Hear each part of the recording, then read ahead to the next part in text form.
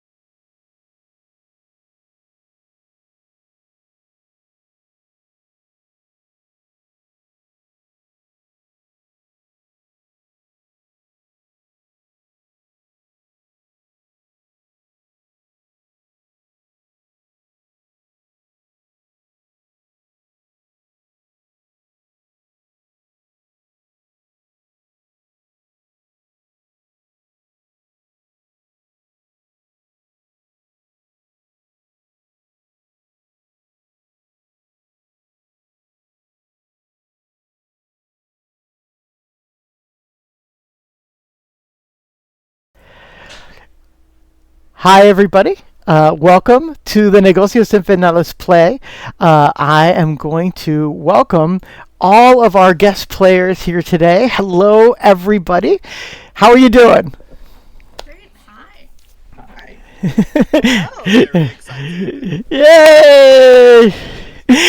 So here we are. We are here to play part one of a two-part Negocios Infernales game. Wanted to keep it reasonable for people, and also keep the video lengths reasonable. We're going to be recording and sharing this with the Kickstarter that we have currently running, and use this as a way to give people an introduction not only to Negocios Infernales in general, but specifically the online version of it. So one of the things I would love to do is make the online version available to our backers as well. And this will give you a sense of how to do it. I figured out over the years of playtesting how to use Roll20 in order to be able to test Negocios Infernales, and I think many of you have played online as well. I think maybe 3 out of 4 of you have played, maybe all of you actually have played the online version. Yeah, that would be something that will give you a sense of like how to do it. And I'm getting some congratulations that we made 12K, which means we're just like moving right along here. It's so great. We already hit 2 of our stretch goals, and the next stretch goal at 13K is basically an anthology of the fiction that Claire and I have published or is new fiction based on the Negocios Infernales cards. So we regularly use the cards ourselves in order to write short stories. One of them, it's called, get ready for the title here, A Minnow, or perhaps a Colossal Squid. That's the title. That one was featured in the Year's Best of 2021 by Paula Duran. There's some good stuff in there. Claire had some things published in Uncanny. There are several stories that we published there, all from inspiration from La Baraja del Destino, the main deck that we use in the game there. So, the goal for today is going to be to basically get through the first stages of the game. We're going to do the Trust and Affirmation deck, which is included in the Negocios Infernales game. We are going to do the invocation. We're going to create our characters together. We are going to set up relationships between the different wizards, and we're going to end today's session by doing a little bit of world building, which is Claire's favorite part. By the way, Claire sends her apologies. She is headed to CanCon in Canada, and is basically going to be en route while we are gaming today. But she should be joining us next week for the conclusion of our Negocios Infernales game. Okay, so without further ado, players, are you ready to make some infernal bargains? Almost. We are. Can you maybe zoom the camera out a little bit, because we are cutting off the tops of everyone's heads if you're not in the main camera bit. Ah, gotcha. Let me see if I can fix the little zoom. So this is like my whole thing of stupid OBS. Let me see if I do this. The convergence of Zoom and OBS is in fact evil, so we are not judging you. So if I do this, I'm gonna judge you a little bit. I'll hide the chat just in case you all are being saucy in the chat, but how does that look? that looks better. Although I do feel very comfortable being represented by just a speaking mouth and nothing else. Well, maybe what I can do is open a special window for you, Anna, that's just your mouth, and you can just do Rocky Horror Picture Show impressions or something like that. Yeah. Awesome. Okay, so now that we've adjusted that by your fine recommendation, we're going to move away from that screen and instead transition to this one. And so what you should be seeing now appearing on screen very soon is going to be our Trust and Affirmation deck. But first, what I wanted to do was to give everybody a little bit of a description of the main mechanic of the game of Negocios Infernales. So when we're playing Negocios Infernales, we depend on a deck of 70 cards that we call the Deck of Destiny, or La Baraja del Destino. If we use Spanish for flavor throughout the game. You don't need to know Spanish to play the game at all, but we do use it for flavoring. You can sort of think about it the way that like Latin can be used as flavor in lots of different medieval style games and stuff like that. But in our game, Destino is how we make checks for success and failure. B, and more importantly, help inspire players and give them cool things to do. Give them a little creative spark whenever there's some action of description or narration is called for. So you'll see in front of you now, there's a card that says, after the world ends, you won't mind rainy days. And you see in the foreground, there's like a floating hand. In the background, you can see sort of like dismal ruins and things like that. And it's surrounded by this green border. So the three parts of every card in the Destino deck are the border, which also designates the suit of the card, some ghoulish adage of some kind, and then the accompanying artwork as well. Whenever you draw a card, you can feel free to interpret it however you wish. Nobody's going to ask you why you interpret it, though you're always welcome to say why you did if you want to, but nobody's going to ask you.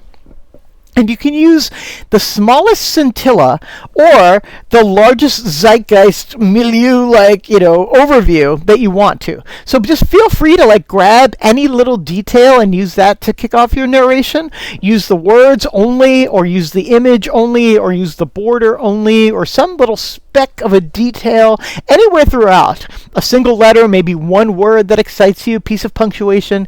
Whatever you do is the right thing to do. So just want everybody to feel really comfortable with the idea that the deck is there only to help. It's not really prescriptive, except when it comes to success or failure. So basically, there's at one point in this game, we're going to be doing checks to see whether something works or doesn't. And that will come down to whether you're able to match the card that you drew with one of the cards on your character sheet. That's the only thing that's really strict, and it's just sort of that's either success or failure. Everything else, that's up to you. All right, so I am going to delete this card now, and we're going to engage in trust and affirmations. So those of you who are familiar with For the Queen, you'll know this kind of mechanic where we sort of go around and have people basically speak the cards aloud. So what we'll do is we'll follow the order that I have up here on the Zoom chat, which is myself. But I won't be speaking. So it'll be Anna, Brandon, Will, and Cass. So in that order, I'll ask you to do sort of like a round robin. We're going to read 6 cards first. So Anna and Brandon, you'll read 2 cards, 5 and 6 when they come up. And Anna, you'll get us started. What we're going to do is we're just going to read the trust cards as they appear here. So Anna, whenever you're ready. We will take care of each other. We will protect each other's hearts.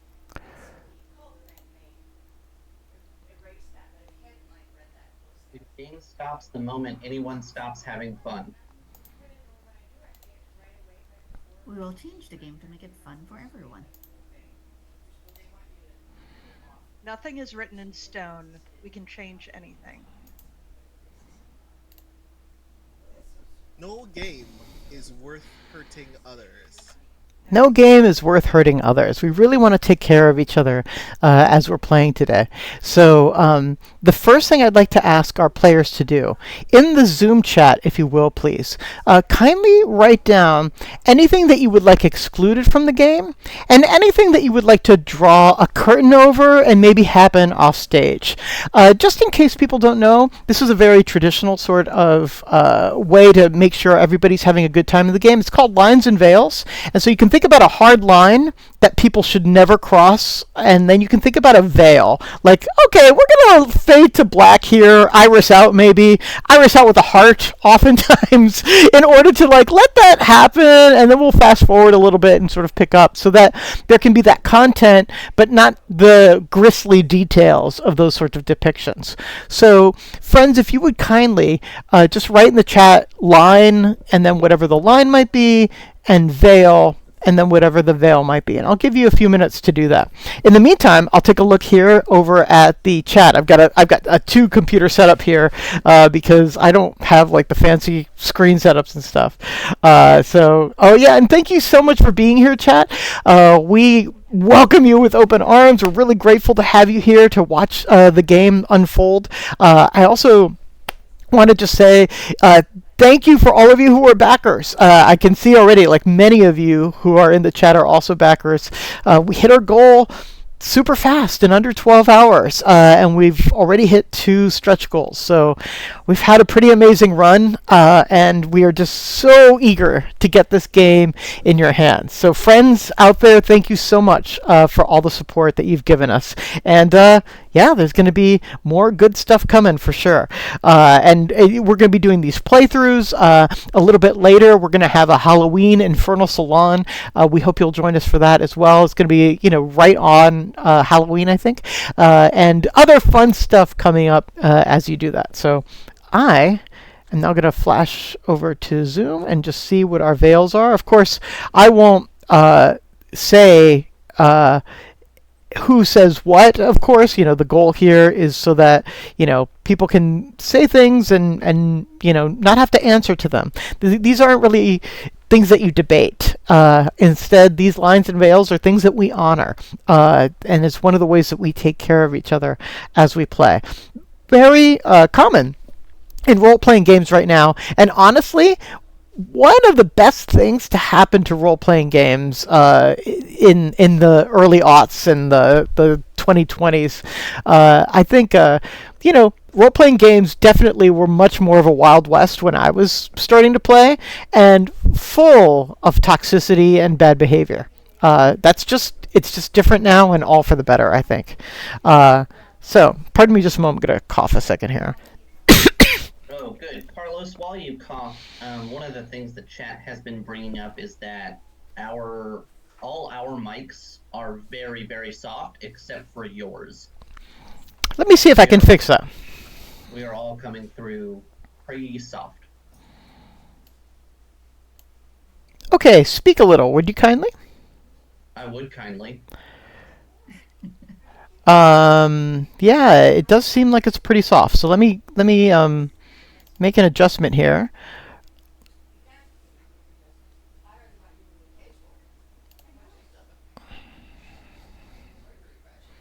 One second here. And this will give people a few more seconds to be able to get their lines and veils in. Would you say something, Will Sobel? I would say something, Will Sobel. No, it still seems pretty soft. All right, so just one little second here, friends, as I engage in the awful task of trying to make the audio work.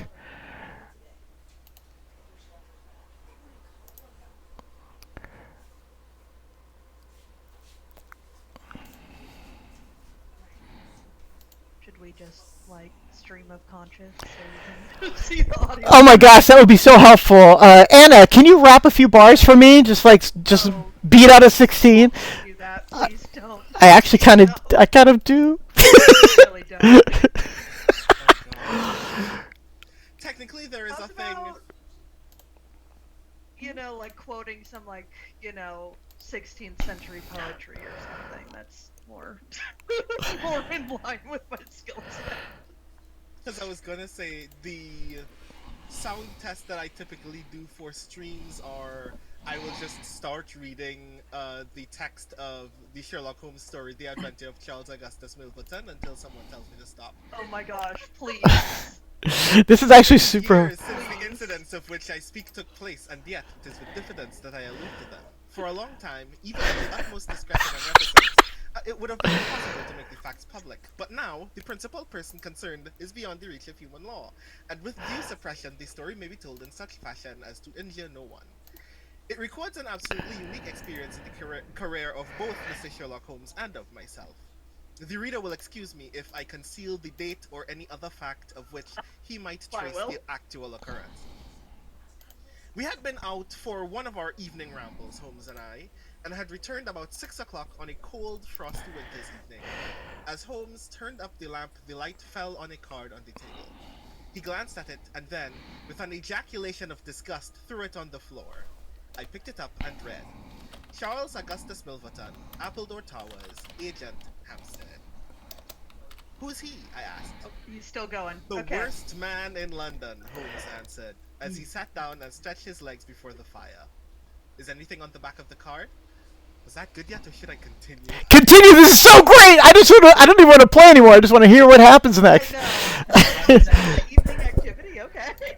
I was actually going to ask, how much of that can we get away with actually reading before it crosses like some kind of line where we get shut down by Twitch? Right. I think it's like 15 pages, so I think we're good for a while. Does the Holmes estate really punish you for reading his stories out loud? I mean, that would kind of suck, wouldn't it? Yeah. Man. But I mean, I hear that the Doyle estate is actually terribly litigious, but...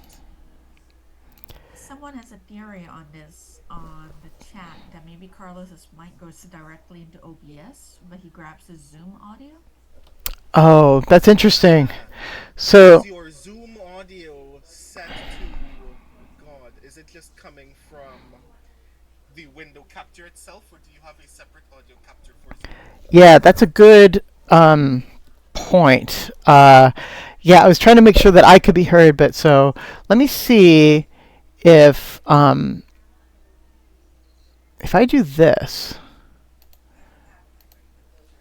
and people speak. I'm I guess I continue reading then. Gosh, yeah, I think it's just, yeah, we will continue to investigate. All right, so here's what we're going to do. I'm going to continue to play with the sound as we get into the other sections here, but just so that we don't waste too much time here. What I'll do is I'll go over the lines and veils. I'll go through the invocation, and then I'll continue to work because I might have to like unplug and replug some things to be able to both hear you, and I might have to get rid of my headset and stuff like that. So just to see if this will work for everybody. So for right now, we'll just go through this. I mean, I got to figure out OBS. Okay, so here we go. In terms of lines, which is the way that I would like to start, we're going to avoid suicide by hanging. We also have a veil on suicide. So suicide in general, pretty touchy, but there might be instances of self-harm that can happen off screen, but certainly not suicide by hanging. That is a direct line that we won't cross. In terms of other lines, which I'm scanning. Oh, I'm so sorry. No, suicide is a hard line. So we're just going to avoid suicide in general. And then in terms of veils, these are things that we will draw the curtain over. So parental death and animal death. And then excessive violence towards young children. And then in terms of the last veil that I see here, harm to marginalized people or the poor. So again, these are the veils that we'll pull a curtain over. They might be mentioned off screen, or we'll stop a scene before they go too far. Folks, you have these available to you in the Zoom chat, just to refresh your memory. And I'm not really the game master. I'm more like your living rule book. But if it's okay with everybody, if somebody accidentally starts to veer into territory that gets close to a veil, I might mention something just to make sure that everybody's having a good game experience. Does that sound okay to everybody? All right. Wonderful. All right. So for right now, what I will do, normally what would happen is we would go through the invocation next. And the invocation is usually read by all the players in a round-robin kind of way. Oh, no, I'm sorry. I jump the gun there. We actually just have to do the affirmation. So I am going to affirm all of you with the next part of the deck. So we go through trust first, just to establish the parameters of the game, and then we affirm each other. Again, just because of the microphone issues, I will be reading these. So affirmation 1, we will create a playground for the imagination. I think all of you are really good at that. We will take all the time we need. There is no rush. Especially in terms of character creation, there might be some times where someone needs a few more minutes than another person. No worries. Take the time that you need. We will listen to other players and build on their ideas.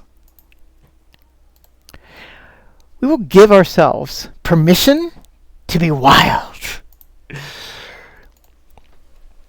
Whatever we write is right. And maybe most importantly of all, trust the deck. The deck knows. I'm telling you, people, the deck knows. I don't know if you saw the draw that Claire and I did for the opening of the Kickstarter, but it gave us a card that reads, Genius prefers effort over genius. That's a 70-card deck. It could have been any card. And we got that card, that was just sort of like saying, just keep at it, do your work. Kickstarter's going to be all right. And it was. The deck knows, man. Telling you. All right. So now we will be moving on to the invocation. The point of the invocation is to basically get you in the mood for the game, set the scene for the game, get you in the spirit of the kind of thinking of the world that you'll be moving into. You get to create a lot of your world in the world building, but there is a default setting that comes with the game that basically features a kind of like 15th century, just on the brink of Inquisition Spain. And so, getting into that kind of mindset and where we are is really important. Also, there are aliens. So, something that maybe our, Spain of history didn't have on planet Earth here. So, like I said, just to save a little time until I work out the audio issues, we will just let me speak these here. So normally we'd be going around in a circle. We would continue at this point with Will because we left off with Brendan. But for right now, I'll just go ahead and read these through. In the country of Espada, you serve the queen, Reina Resoluta. You are her secret wizards.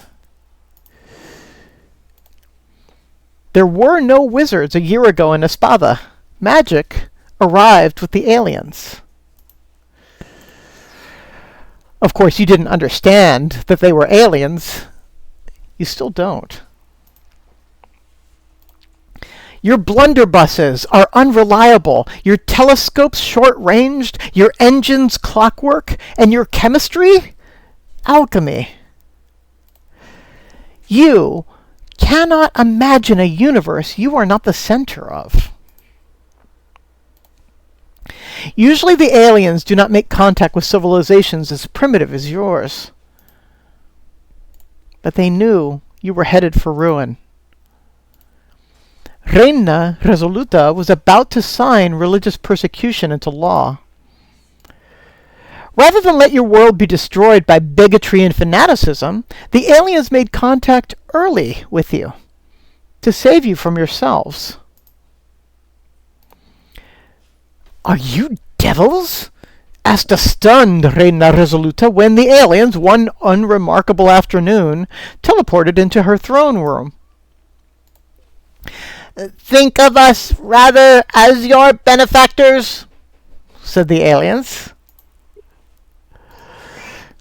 La Reina gave them a knowing wink. Will you, O benefactors, bestow uncanny powers on all Espadans who sign away their immortal souls to you? The aliens shrugged. Close enough. And so, a deal was struck. You four, are an Espadan who bargained with a devil for strange magical powers. Thus, you became one of Reina Resoluto's secret wizards, and this is your story.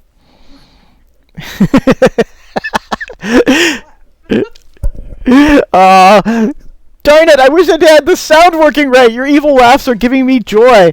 Okay, but so this is the setting for the game. Basically, aliens come to try to interrupt an inquisition, and the Espavans, they don't have the conceptual framework to understand who they are. So the alien's like, okay, we'll work within your primitive worldview. We'll help you get through this in spite of yourselves, and we'll make you wizards. Sure.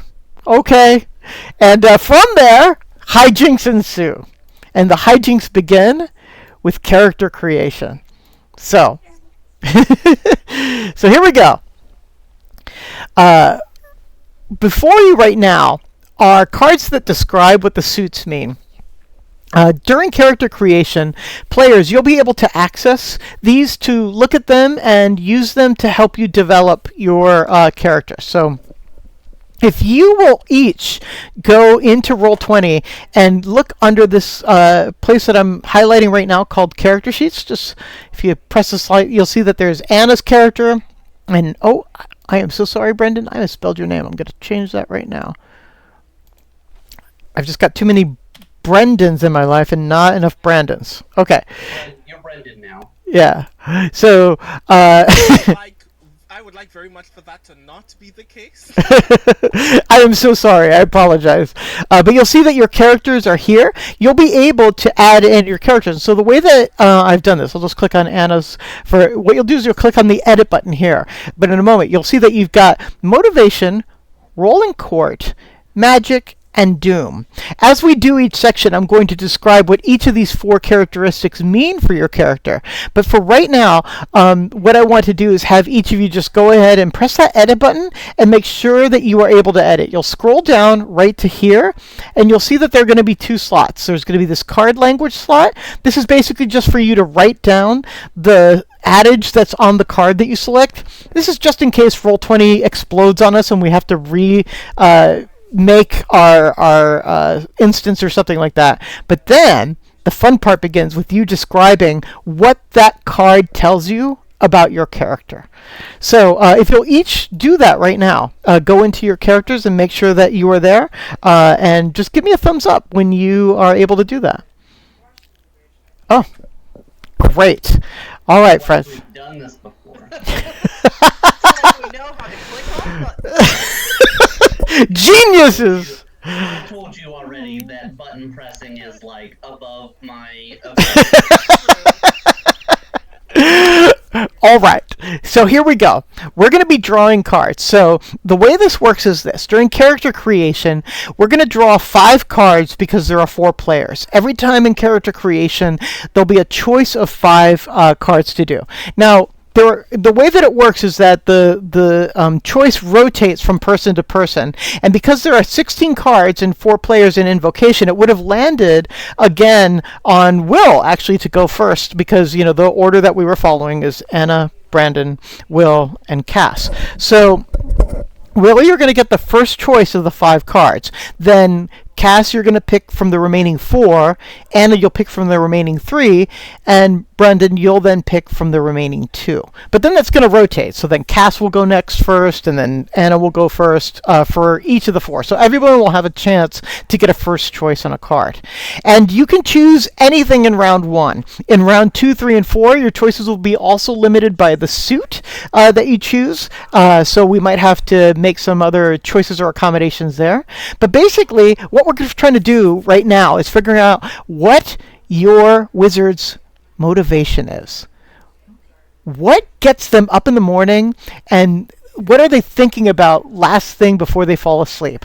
What is the sort of like motivation that powers all of their other smaller motivations in life? What do they fear most? What do they love most? What do they desire most? Any combination of that. You can kind of think of it sort of like a director handling a fussy actor, and the actor's like, well, what's my motivation? This card is that answer. This is your wizard's motivation, however you wish to interpret it. And remember, you can use whatever small part of the card you want to, or take a whole gestalt of it and figure it out that way. Okay? chat, you can play along as well. So if you want practice in figuring out like how you would make your own wizard here, you can use the card to basically describe what your wizard's motivation is. So this might be a fun way to interact and just get a sense of the game, especially if you're curious as to how to play it. Okay, and also, I would love to just have the chat maybe put those into the chat as well. And players, I'll just be waiting for thumbs up from all of you to let me know when you're ready. The easiest way to do that is to use maybe the raise hand function, if you all know how to do that in Zoom, because if you do the thumb, it vanishes after a few seconds, but if you keep your hands raised until everybody's hands raised, then you'll know how to do that. So you just tested it right there. So basically, if you go under reactions, you'll see that there's a specific button at the bottom called raise hands, and I'll be Venmoing you more money for requiring you to press yet more buttons. Okay. Okay. And so put those hands down for now. I'm going to deal out 5 cards and let you dwell on them.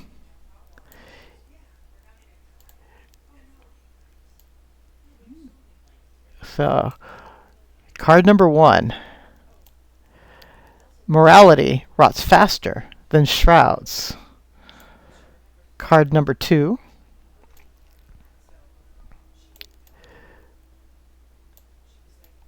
Oops, I grabbed the wrong thing here. No clarity without enemies. Card number 3.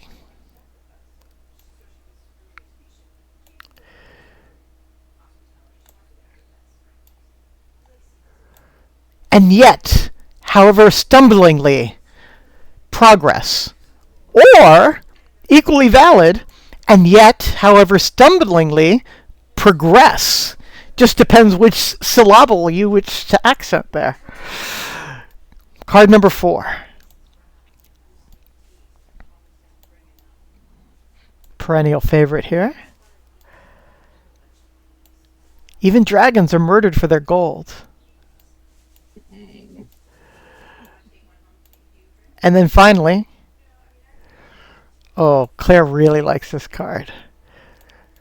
We were thinking of several different Shakespeare lines and we came up with this one. Guts make the finest music. Good option. Yes. That's some good art too. Oh man, we were so lucky. At some point, when you're writing or something, I'll try to tell the story of Beck Hudson and how we lucked out and getting her to do all of this art. But and it will probably be an update that we do on the Kickstarter as well. But yeah, we are just super lucky. So Will, you should be able to do what I'm doing right now. Right click and see at the top here where it says take card. You should be able to take the card that you want here. So the world's your oyster. Take any of the 5 cards. Well, that's tough. Because I thought that I knew what I was doing, but then these last 2 came out, and they're also both great.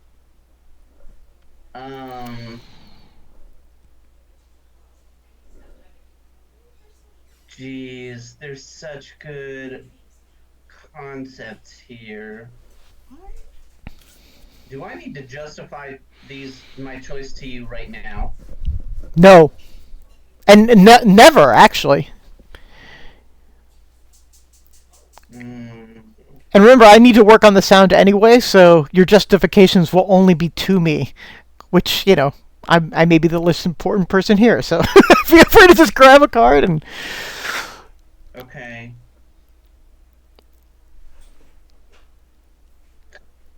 Alright,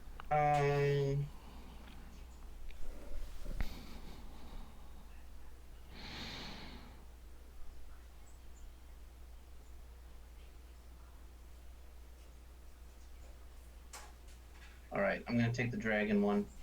Right on. And you'll see how it appears here. So those of you who end up using Roll20 to play Negocios Infernales, we're still trying to figure out, I hope we can do it, but he's got the little number here, and if I click on it, I can see, it actually only shows the back here. That's probably something I'll need to adjust in the actual deck itself. But usually you should be able to see the card front. But Will, you certainly can manipulate that card and let us know what it is when the time comes. But we're moving on now. Cass, it's your choice.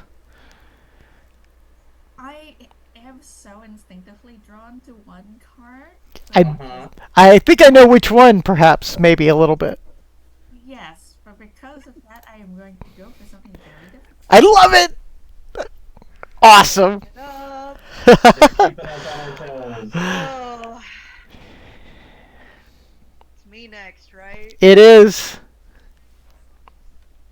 My top two choices are still here on the board. Oh, no help! Yep. Yep. I was really hoping someone else would make the decision for me because there's some fun ways to go here. But Yeah, I 100% thought that Cass was gonna take guts.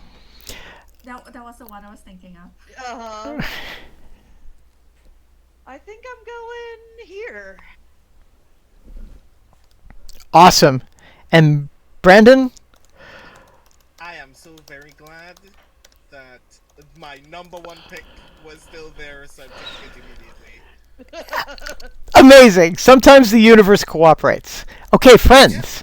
Just take all the time you need. You could write bullet points. You could write a flash fiction. You can write a sonnet. Anything that you write is correct. Sometimes people have given us like 3 words and they're hilarious 3 words and they're great. And sometimes people have gone into character descriptions that resemble the sort of thing you'll see in D&D. There's no wrong answer. Have fun with it. Celebrate your writing here and have some fun with it. And I'll just be looking for those thumbs up when you all are ready. In the meantime, forgive me, chat. I'm just going to go silent for a second as I try to figure out the sound issues here.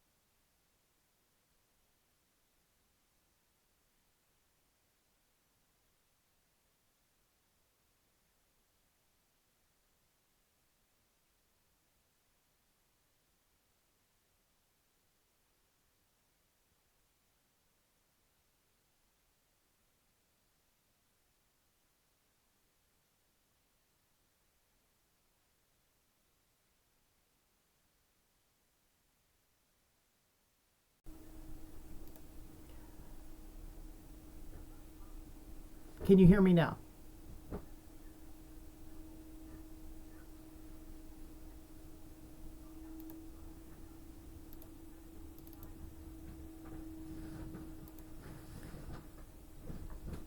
Testing the microphone now. Can you hear me?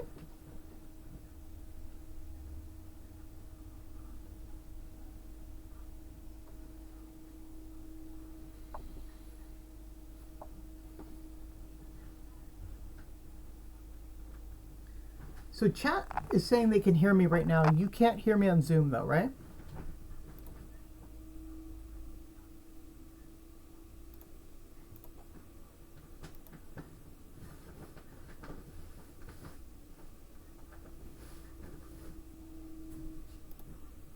Okay, let's try this. Can you hear me now? Yes. Yes. Yeah. All right. And chat, you can hear me pretty okay, right? Raskan is confirming and is being very nice. I appreciate that. Beautiful. Can you now confirm that you can hear the other players as well? We're talking. Brandon, time to break out the Sherlock Holmes again. No. Oh my god.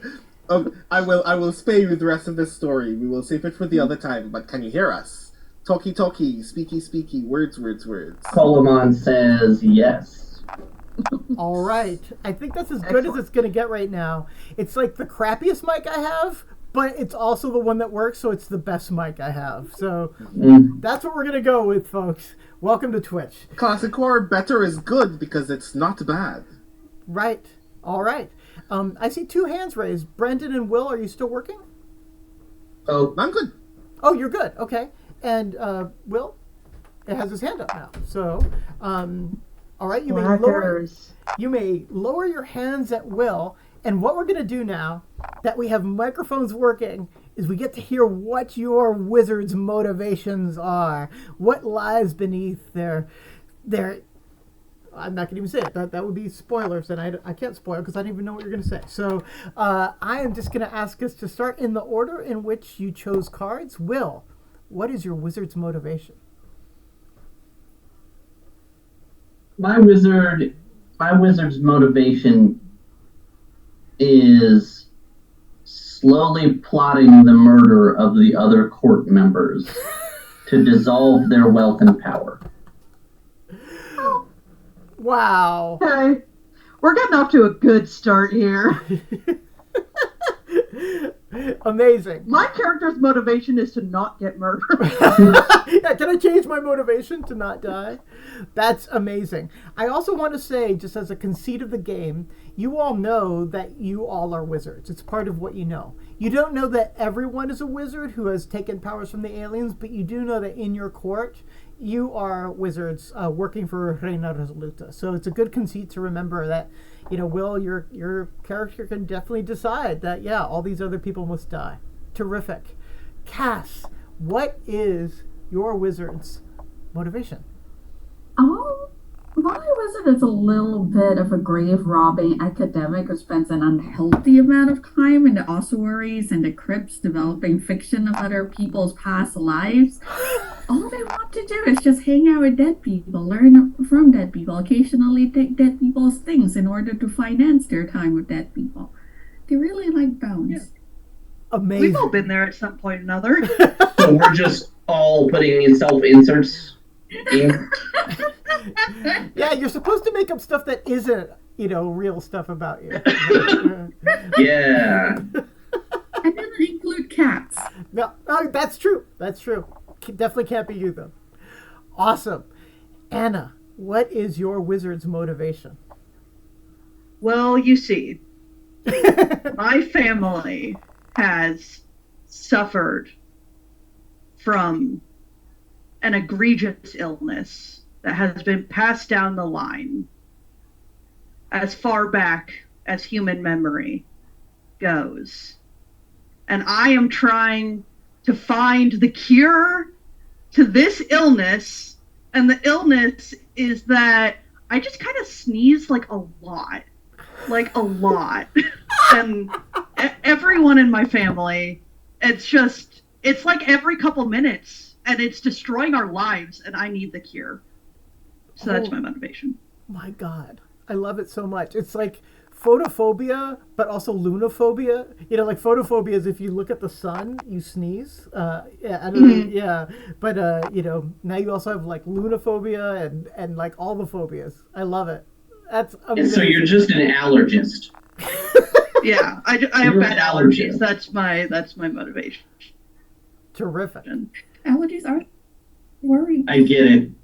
Yeah. Brandon. I'm trying to find a kick. Oh, Lord. So my motivation is that previously my family was deprived of their wealth and belongings. One of my siblings just stole all of our property and then tried to remake herself as a noblewoman elsewhere in the region. And I'm like, before you left and robbed us and deprived us of everything that we need in order to live, you told me that I would never amount to anything in my life. So I'm gonna become a member of the Queen's Court specifically so I can have more power than you. Even though I kind of believe that you were right when you said the thing, but I am determined not for you to be right about me. So that's why I'm here. And then I discovered that everybody else is bitter and backstabbing just like she was, and it makes me very upset.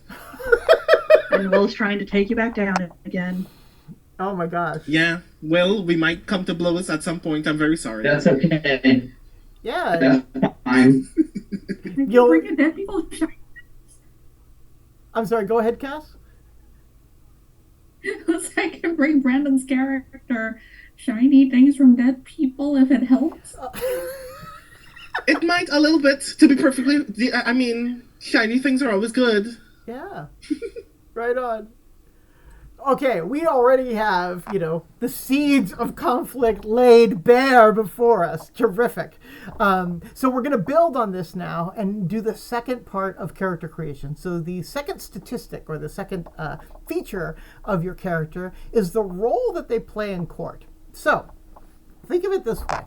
If the population of Espada found out that you had made deals with what they would conceive of as devils, even though they're aliens, they would auto-defay you like faster than you can say Spanish Inquisition. Like you would be torched. So, to be a wizard, you must keep it secret. Reina Resoluta knows that you're a wizard. The other wizards that you're playing with know that you're a wizard. But most of the time, you have an alter ego that occupies your time at the castle. So the queen needs you by her side, close by, so that you can be called into action when the need arises for magical powers. But in the meantime, you might be anything from the Secretary of War to chamber pot changer. Anything that you can imagine, you can be, so long as it's something that could be part of a castle's life. So think about sort of like what sort of occupation at whatever level you want it to be, and it should fit your motivation. Like where it is that you come from should fit that way. We have one card remaining from the last round. Guts make the finest music. That stays on the board for now, and I add 4 new cards to it. Will got to draw first last time. This time he'll draw last. And in the meantime, Cass, you'll get to go first. Here are the 4 cards that we're adding to our choices right now. So Got a second shot of that favorite card. that's true. That's true. It's gonna haunt you, Cass. Staring at me. Try and make a point. Aww. All right. Live long enough for better stars. Ooh, another Rayo card.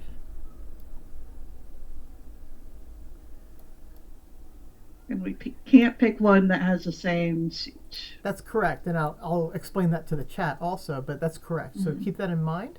Flowers fear the storm, but crave the rain.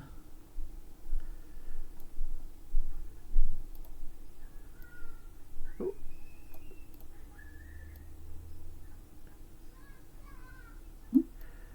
Sorry, just trying to adjust it just right. Drink a little poison every day, which is terrible advice. And then finally, the last card for this round. Wow, Rayo is everywhere. Makes for an interesting game later on. So, only a fool attends a masquerade unmasked. So, as you study these cards, I want to remind you that you do have access, and they're kind of buried right now, and maybe I'll dig it out. So, like, here's an example. I'll put this in the front here of Rayo, and you can use the border, the suit of the card, to help you figure out, what you might want to say about it as well. And so these are the sort of like the ideas that are traditionally associated with Rayo, the spark of life, raw power, elemental forces, energy, electricity, fire. The engine of both miracles and cataclysms. The hidden reserves raging in every living thing that sometimes must be unleashed. So, if you're desirous, you can just use this to help you develop this, but it's not a requirement at all. You don't have to use this card if you do not want to. So I don't know what I did with my other card. Where did I put it? I already. Oh, you took it already? I'm sorry, I got really excited. I love it. Which one did you take? The masquerade card.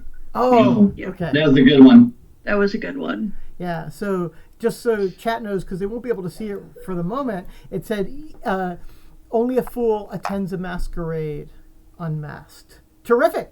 Okay, so now we just move around the line here. Anna, you're next. All of these are good ones. Yeah, I think I gotta drink a little poison every day.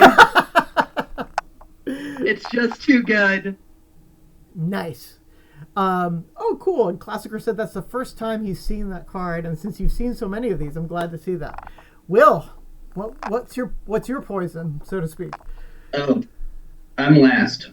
Brandon goes before right. me. I'm sorry, Brandon. Yeah.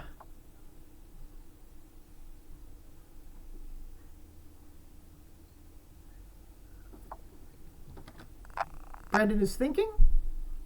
Apologies. My monitor was briefly doing a thing, but I already know that the thing that I'm taking is flowers fear the storm, but crave the rain.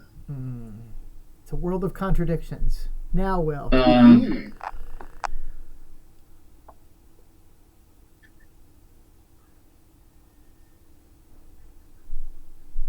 So, I'm gonna do this for the bit. And largely, I'm going to take this Rio card so that the guts make the finest music actually. Yeah, it actually does just keep going around. I was literally thinking that too. What did you say, Cass? Was it, are you intent on making it haunt me? Yes. All right. So that will be around for the next round as well, and that could be really exciting, especially when chat learns what that is. So if you will kindly take a moment, players, write down what your role in court is going to be based on the card that you drew. In the meantime, chat, remember, you've got Guts Make the Finest Music right before you. You could have used any of the cards that were on the board before. You can feel free to use this now if you wanted to play along and test your own, desires and, just play along with us if you want to. In the meantime, please let me tell you a little bit more about our players today. We have a storied cast before us today. So I'm going to start with Cassandra Khaw. Cassandra Khaw is the USA Today best-selling author of Nothing But Blackened Teeth and the Bram Stoker award winner for Breakable Things. Other notable works of theirs are The Salt Grows Heavy and British Fantasy Award and Locus finalist Hammers on Bone. Khaw's work can be found in places like the Magazine of Fantasy and Science Fiction, Year's Best Science Fiction and Fantasy, and Tor.com. Khaw is also the co-author of The Dead Take the A-Train, co-written with best-selling author Richard Kadri. And I got to see Cass and Richard and other writers, too, at a reading just last week. And, if you're a fan of horror, The Dead Take the A-Train, and, especially, like, if you love New York, it's going to be a really fun one for you. So, highly recommend that. Thank you so much for being here, Cass. I'm going to go ahead and read Brandon O'Brien's bio in this segment as well. So Brandon O'Brien is a writer, performance poet, and teaching artist from Trinidad and Tobago. His work has been shortlisted for the 2014 Alice Yard Prize for Art Writing, the 2014 and 2015 Small Acts Literary Competitions, and the 2020 Ignite Award for Best in Speculative Poetry, and is published in Uncanny Magazine, Fireside Magazine, Reckoning, and New Worlds, Old Ways, Speculative Tales from the Caribbean, among others. He's the former poetry editor of the Hugo Award-winning magazine Faya, a magazine of black speculative fiction. His debut poetry collection that in this house we honor. We love this collection. Can You Sign My Tentacle? Such a great title. Available from Interstellar Flight Press, is the winner of the 2022 SFPA Elgin Award. Like I said, we have a great crew with us today. Everybody who's with us today is also a game designer. So I know that Brendan, I don't think you really talked about that, but you do role-play design. Cass writes in the video game industry with some very big titles. So thank you both for being with us today. And remember to raise your hands when you're done. And then Will and Anna will feature your bios in the next round there.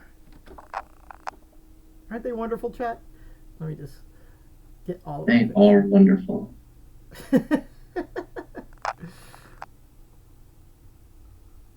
Wonderful, wonderful. Okay. So, Brandon was kindly putting up Cass's bio in the chat. So, Brandon might need just an extra minute more here, which is wonderful. Take all the time you need. And in the meantime, I'm just gonna flash on over to the Kickstarter page and do just like a quick refresh and see that we're now at 13,124 friends. Oh my that gosh. stretch goals butt. Yeah. We have to think of a more stretch goal soon. You're gonna Yeah, get exactly. I think they're going to involve belly dancing. Yeah. Because I'm not sure what else. Where else are you going to go? Yeah, exactly. I think it really comes down to me, specifically belly dancing. No, I mean, I'm so I grateful. would pay a lot of money for that girl. Amazing. All right, yeah. So just to tell you all, I think I said it at the beginning of the stream, but Claire and I have written a lot of fiction based on the cards, the cards that you see before you now, and we're assembling them into a novella that will be available to you for free as an ebook, and we'll be sending that. We've already put it together. We're very excited about it, and man, y'all are the best. Thank you so much. I'm so grateful. Oh man. We did start the conversation this morning of we're gonna need more stretch goals. Yeah. And I pictured it like that cat with the newspaper, like I need a bigger boat, but it's we're gonna need more stretch goals. Friends, all our hands are raised. There is a stretch goal that immediately came to mind idly, and this only occurred to me because I looked back at the Kickstarter page and discovered a thing that I'm sure, Carlos, you had thought about, but it's also not a thing that it's also not a perk that you can buy by itself on the Kickstarter page, which is, what if somebody just wanted the deck to do tarot stuff? Yeah, what we wanted to do was to make sure that we hit our goal, with the game, because really the game's the thing. But yeah, especially as a supplement, or maybe we just add a tier at this point. That would be a good thing to do. So that makes a lot of sense. I don't think it's a stretch goal so much as it is just like maybe an add-on. No, I think the stretch goal is Claire should read someone's future. Oh my using god. the deck. She has actually been on her Instagram telling Carlos's fortune every morning for the month of October. That was something that we talked about a long time ago, but if you want that content, it exists. Carlos, what's going to happen to you? I mean, apparently I'm going to drink a little poison every day of my life. So... Yeah, you don't let Claire bring you coffee in the morning, right? I wouldn't advise that. Amazing. Friends, you all have your roles in court set. I think, Wait. So it was Will went first, and so now it is Cass who goes first, right? Yes, All I right. think so. Let me lower my hand.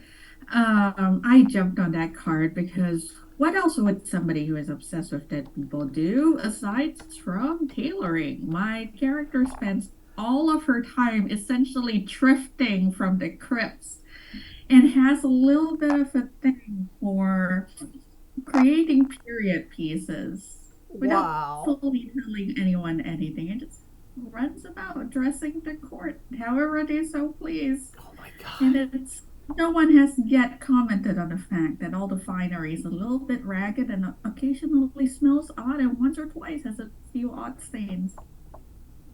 That's amazing. Oh my god. You basically the dead are is your dollhouse. You have this ossuary is basically your Yeah. dollhouse. Amazing and frightening, and frightening. Awesome. Frightening, definitely frightening. It's also frightening. I'm not sure if I Like mentioned that. we're using fashion here. Awesome. Okay. Let's go ahead and move on to Anna, please. Well, like my mother and my mother before me, we have all been the assistant to the royal physician. We haven't quite gotten able to get up to that next level to being the royal physician, because no one wants a doctor who keeps sneezing on you. So mostly it's like I carry the bags of things to the royal physician, so that they can do their work. But I gotta figure out this curse, this illness. Oh my So I have been just taking little bits of medicines here and there to try and experiment to find a cure, and just keep taking them. And so I just keep giving myself different sorts of ailments accidentally. But I'm gonna find it one day, guys. Amazing. Oh my gosh. So the assistant to the court physician who sneezes on people a lot. Yes, that's me. I love this character so much. Oh my god. This is outstanding. Also, like chat, we've played this game so much. I've never heard anything like this character before. It's amazing. Oh, it's so good. It's so good. Wonderful. Do you not have a lot of sneezing based cards in here? That's kind of what I built the whole thing around, Carlos. So great. Love it, love it, love it. Okay. Brandon. So, my role in the royal court has actually changed Ooh. as a result of not our benefactors arriving, but an event that took place before our benefactors arrived, which kind of gave me a little bit more credibility as one of our Reina's wizards. Because I was previously a marine navigator on a very important Navy expedition in the hopes of gaining more gold, as our kingdom is wont to do. But once on one of those expeditions, I predicted 3 very dangerous storms in a row. I guessed. It just looked like it was gonna rain. But they were like, you seem to be able to see these kinds of perils coming very easily. So I got bumped up to the Queen's personal risk assessor, so she can have someone who is capable of not only determining whether danger is afoot, but determining whether there's still opportunity in that danger. So it still gives me opportunities to possibly tell her, yeah, you should obviously take this obviously terrible decision because it might benefit you at some point in the future, which may or may not be the case because I was totally just pulling those things out of thin air the last time. So we'll see. I love this so much. So basically, you're sort of like half seer and half actuary. Like you're basically like a glorified insurance adjuster who also is rumored to be able to have like sort of like powers to see the future. Is that what I'm getting here? Yeah, pretty much. Amazing. Oh my gosh. You know what's really funny too, because of course, this is like, so like built into your character is this like superstitious quality that you have some powers that might play really well with whatever powers you decide to choose, or might be contrarian, depending on what you do. So Yeah. really cool. I love it. Will, what's your character? What's his role, or her role, or their role? So I'm the physician. I'm assuming you and Anna did not consult. The thing is that I don't ever prescribe medicine. I'm very interested in star charts and astrology as a form of like making people better. And I'm also like not very focused on like ailments and sickness so much as I am focused on extending the lifespan of people. And so what that sometimes looks like is just telling people like, oh, go take a nap until Mercury isn't in retrograde, right? But sometimes it's also that like he goes out and finds like stardust and like from front he's like thinks that the alien shit is like medically powerful, and so he'll just be like, yeah, here, drink this, and like stir stardust into water and be like, there you go. Well, but So I see where Cass's character is finding all these dead bodies now. A very large wardrobe for a reason. oh my god. Yeah, because I'm also very suddenly curious. Where did this stardust come from? Yeah, what is stardust? Like, there's no like what is stardust? Well, Did so, you watch a meteor crash and then just kept that information to yourself? maybe. So the card that I got was live long enough for better stars, and so I took the live long enough from the physician and the stars, and I was just like, yeah, he feeds people stars, like whatever. You're like Cave Johnson if you just gave the moon dust to everybody else but yourself. Oh my gosh. Oh my gosh. Amazing. I cannot wait to see how this plays out. Like, this guy is trying to, or gal, I don't know the gender you want to assign them yet, but this person wants to kill all of the other people and uses star charts to heal and has something that they call stardust that they're feeding to people, whatever that is. Anna is trying to depose you, like your character, Anna. Actively, Yeah. She's too busy sneezing. I'm not worried about her. As soon as I stop sneezing, I can effectively depose you. That's Why why don't you snort some stardust? I already said I'm stealing stuff from your bag, so I probably already have. Oh my gosh. Amazing. Okay, so we have set the scene for an amazing round 3 here. So, still on the board is a card that at least one player loves. Guts make the finest music. We're going to add 4 more cards to this, and this is where the stuff gets good. The next thing you're going to do, players, is you're going to decide what magical powers you bargained for. So, just a little guideline. I think all of you know this, but mostly for viewers. The magical power, you should sort of think of it like less like Superman and more like X-Man. Think about like a suite of powers that maybe sort of like cohere together to give you a bunch of different options in a bunch of different situations. Like, so like think about like Iceman from the X-Men, you know. Iceman can sort of like make a bridge and sort of like move really fast, you know, and this bridge that gets created and slides along, can freeze people in place, can do a bunch of different stuff with ice, you know. So like just you can think about Magneto and all the different things you can do with those magnetic powers. So think about sort of like what you bargained for, but of course what you bargained for should fit with what your character's motivation and possibly what their role in court is as well. So when you're thinking about it, think about what is it that your person thought so important that they bargained, you know, with something that they thought was a demonic power. Even though it's not, that's what they thought. So these people all share a level of desperation that drove them to make this bargain that they made. So, the last thing to say is that the power can manifest any way that you want it to. It can be something that the aliens give you, and you can just sort of like emanate from yourself. But it can also be a piece of technology.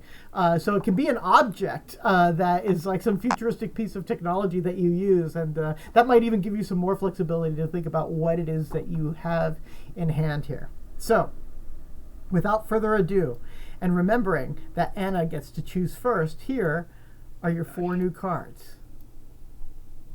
Remember, you cannot choose anything that matches any previous suit. So if you took a Rayo card, you wouldn't be taking another one. If you've taken a green Lagrimas card, which is the Tears of Life, you wouldn't be taking this card that I just drew, which says, the trained tongue enjoys a little bitterness.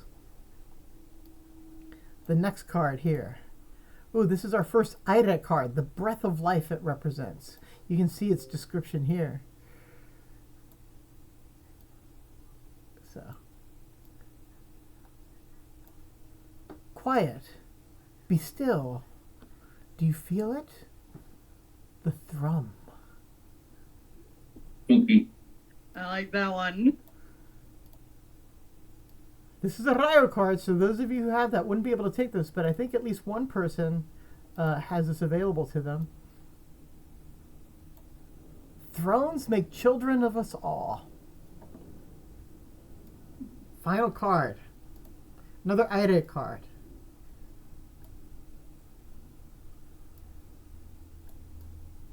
There cannot be a soul. There must be a soul. Sort of a Vitruvian figure there, if you know your Leonardo da Vinci. So, if it turns out that when it's your turn, you're not able to take a card because it would require you to take a card that's already represented on your character sheet, we'll just draw more cards until you can get something, okay? But Anna, do you see a card that works for you?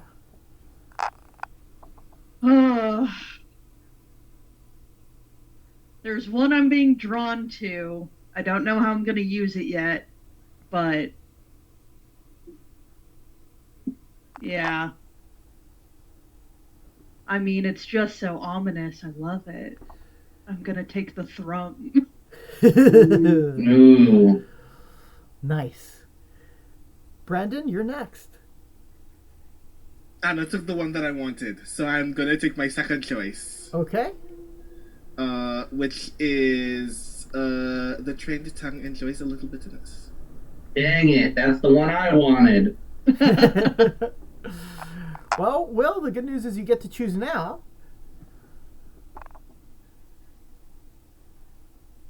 I cannot take Thrones Make Children of Us All. And I refuse to take Just Make the Finest Music. How long until cast breaks? Which means that I either cannot or must have a soul. I cannot wait to see what you do with it. Cass, the choice is yours. I don't have a choice. I have to pick guts. Yeah, we did it! We won the game! We have... So, pack it up. We won Negocios. They're all terrible. Amazing. Amazing. Oh I my really God. wanted to see how far we could have gone with this too. I mean, I buy the mechanics of the game. I could not think the other card. Mm-hmm. Yeah. So, basically, we won at the end of round 3. Right. And I think that's a personal victory for me. Amazing. You trolled hard and you won. Friends, take a few moments and write down what magic power your wizards have bargained for. And in the meantime... Oh, yeah, go ahead. I would like to ask a range question. Yeah. Because when you were describing the thing, I briefly said in chat, so, like, JoJo's Bizarre Adventure then. Oh. And to be absolutely sure, what I mean is it, what is the absolute limit? Is there a point at which one's power can be narratively game-breaking? Yeah, so for these purposes? And would you have any guidance in that regard? absolutely. So the game breaking only really happens insofar as you give yourself something that isn't useful in very many situations. What you want to think about is like you're going to be doing the things that you do on adventures, right? There might be opportunities for stealth, the opportunities to exercise power and combat. There might be information gathering, all the sorts of things that you would do on a normal adventure. And so every time you try to use your magic, you have to determine if it works the way you intend or if it backfires horribly. So, because there's already a built-in limit that way, I'm not so much worried about something being so, overpowered or whatever. But you should also think about this. The aliens are giving you these powers in the hopes that you're going to create a better espada out of it. But they know that you're flawed human beings. So they're not going to give you, basically the power to nuke the planet just, on a whim. They're going to limit you in ways that they think are helpful. So think about a benefactor also agreeing to this. Basically, you'll find out at the end of the game that each of you has an alien caseworker who's been monitoring your behavior and is going to judge whether you are worthy of the powers that were given to you. What would your alien caseworker assign to you that they think would be helpful for you, but wouldn't make you so overpowered that they would be worried about the fate of the planet? Does that help? Yeah, it does. Wonderful. All right. And while people are working, I will read some more bios from our wonderful, wonderful cast here. So, Anna Russell is a writer and game designer based in Indianapolis. She earned her degree in English and creative writing from Kenyon College, from the famous Kenyon Review. And her writing has been featured in several games, including Betrayal at House on the Hill 3rd Edition and Eon's End Past and Future. I know that we have people in the chat who've played one or more of those games. During the day, she manages shipping logistics and distribution for dozens of board game publishers, and during the evenings, you can find her in a coffee shop working on her latest story until they kick her out or close up. Or kick her out to close up, forgive me. And then, so welcome, Anna, it's awesome. And Will Sobel, him, is the co-designer of Astronites and Betrayal on House on the Hill 3rd Edition, as well as providing writing and design work for The Expanse RPG, Ships of the Expanse RPG, Abzu's Bounty, and several other tabletop RPGs. He is the designer and writer for the upcoming campaign-driven game Fire for Light by Greenbrier Games. You can find his short stories in the For Heart and Queen anthology, as well as the narrative assistance provided on several other legacy and campaign-driven board games. As a game developer, you can find his credits on Terraforming Mars, Ares Expansion, Eon's End Outcasts, Eon's End Legacy of the Gravehold, and dozens more, providing product development, character and world-building development, and gameplay development. He provides developmental assistance for publishers and designers on all scales, from mass-market games to unpublished games for hobby. With a background in the sales and marketing channels of the game industry, Will brings experience from running a local game store, a mass-market retailer, a hobby distributor, and several board game and RPG publishers. All this makes his experience in product design and development invaluable to his clients, and I am literally one of his clients. I'm so happy to have Will on the Negocios Infernales team for the Kickstarter, and let me tell you, if we have any success going, Will was absolutely instrumental, and so was Anna too. So, two big contributors. In fact, everybody here really helped the Kickstarter. So, super grateful to our players today. You're all so talented and so great just at playing the game, but you also really helped bring our game to life. So, we're really grateful here. Okay, I see 2 hands up and 2 hands remaining. So we'll let folks have a few more minutes here. Oh my gosh. Toughie. This is a tough one. This is a tough one. Yeah, so take your time. Think about it. I don't know if you saw, though, but Anna, you were gifted a in the Twitch chat, you were gifted a sub to Arvan Elrond by Classical. Oh, So, very cool. yeah. So Very cool. Very cool. really, really grateful for that. So, wonderful. Classicore also gifted us sub to Cass. So Oh. yeah. Oh, thank you so much. I didn't see that one. Yeah, I was busy reading bios. Classicore, thank you so much. You're a big supporter of this channel, and I know that I appreciate you, Claire appreciates you, Greg appreciates you. Thank you so much. Definitely. Thank you. While we are waiting here, I will just remind everybody what our next stretch goal is. So the next one is we basically have two right now, and they do take a little bit more money. I really hope we get there. The next one is the Negocios Infernales comic book, and actually I think I have a copy lying around here. I'm just gonna run away for a second. I'll be right back.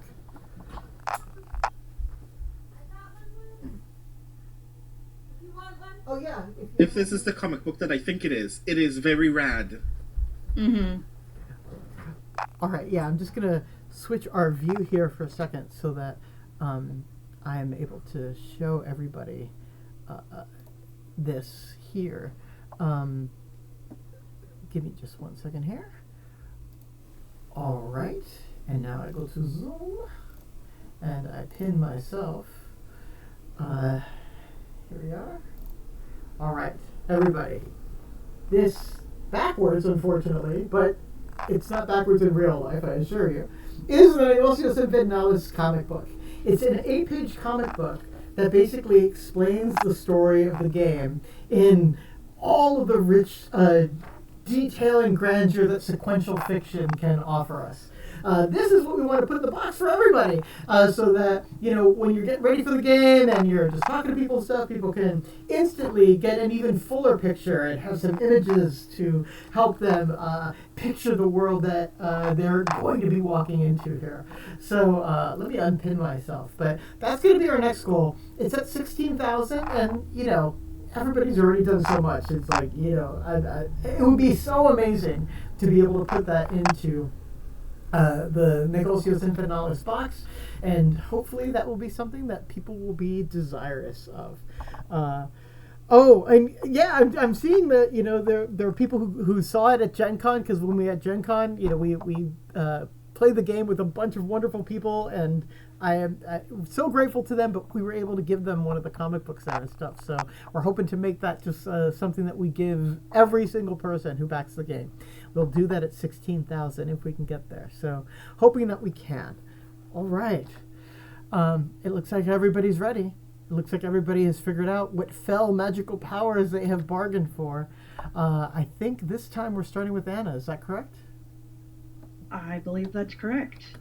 Anna. So I am very sensitive to sound waves and vibrations, and so I can hear kind of sounds that are coming from around me from far off, and I can also amplify or reduce them. Oh, interesting. Super interesting. Do you think, you don't have to even answer this right now, but do you think you might even be able to elevate to like a Black Bolt level of like super destruction? We'll have to find out, won't we? We'll see what the cards decide, right? Oh my Stay god. tuned next I feel week. like right now what my character has been using it on is to like tune in to different parts of the body, and she can like hear if there's a blood vessel that is like not pumping correctly or whatever. Super cool. Oh my gosh, really interesting and profound and kind of disturbing too, just like how sonically oriented, somebody who could hear every little thing that's going on in a body at the same time. Really interesting. Mm-hmm. Cool. Wonderful. I'm a better physician than the royal physician, can tell you that. Hey, I'm not supposed to be good at my job. Yes, you are? Like, what? What? Brandon, what did you bargain for? So I bargained for the ability to benefit a great deal from the fact that everybody else is being bitter and backbiting about being members of the royal court. And again, this is why I need you to tell me whether this thing is game breaking. I can tell lies and make them true, but the consequence of it is I suffer a physical consequence every time I do so. And the bigger the lie is, the bigger the physical consequence is. That's not game breaking at all. That's game enhancing. That sounds awesome. That's just Pinocchio. You're just Pinocchio. Yeah, pretty much. I'm Pinocchio if instead of my nose growing, I have the potential to possibly die. But yes. Yeah, I've seen My Hero. Like, oh, I go for a kick, but oh, it shattered all of my bones in my legs, so I won't be able to kick anything for another 3 months. Yep. Whoops-a-daisy. Yeah, that's not game breaking at all. That is just like game awesoming.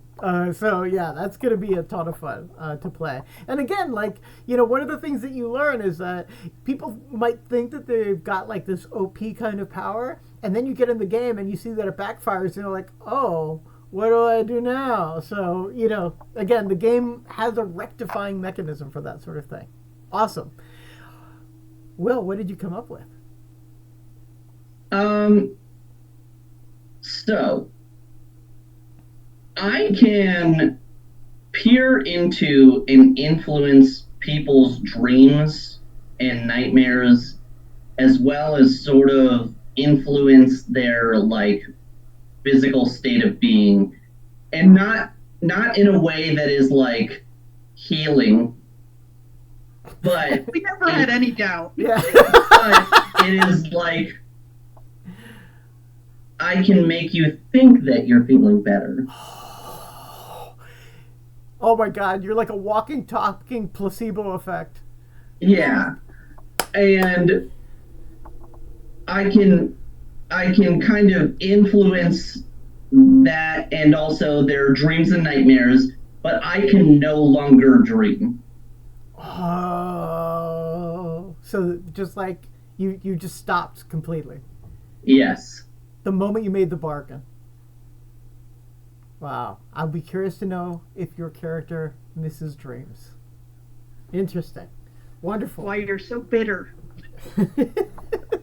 I mean, on a physical level, that sounds actually... I'm pretty sure dreams are the personal evidence that you are achieving REM sleep, so I also struggle to imagine whether you're sleeping at all, but that's for the game to decide. Yeah, I also had that thought, but I also had the thought of, like, hey, if you tell a lie and you break your hand or whatever, I can make you feel like you're good, and maybe you'll just keep breaking the same hand over and over and over and over, but you won't feel any pain, but damn, is that hand never coming back. Oh my god. Gone. Well, you went dark fast, my friend. I love it. Awesome. And speaking of going dark, Cass, guts make the finest music, do they? Yes, there was some confusion with my alien caseworker. My alien caseworker thought I had the ability to speak with the dead. I made it very clear that it was very unethical. The dead should be allowed their rest, but I still wanted to communicate with them anyway. And after a long back and forth, I've been granted the power to speak very particularly with people's organs, in that if I spoke to someone's eye, a small little mouth will actually grow out of said corneal tissue and start having a conversation.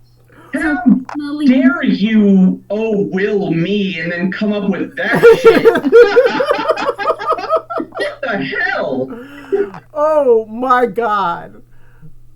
It There literally are some grows a sounds mouth. that a human mouth can only make when the tongue is touching the back of teeth, which means that you have to now imagine that some organs, including the eye, make mouths with teeth. And tongues. And we didn't make that avail. Right? So, cool. Yeah, Fair game. yeah. I'm sorry for everyone.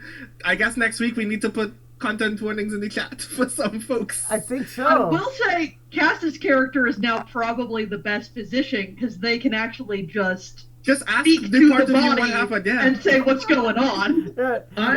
I'm a therapist specifically for pain. Yeah, That's, which is very mhm. valuable. Oh my gosh. It's not. It's very not valuable. It is. You're gonna hurt the same thing over and over again. Oh, but pain management's like a thing. Like, and noise perception is like its own science. I actually think it would be, if you weren't pure evil, it would be a helpful thing. But you know.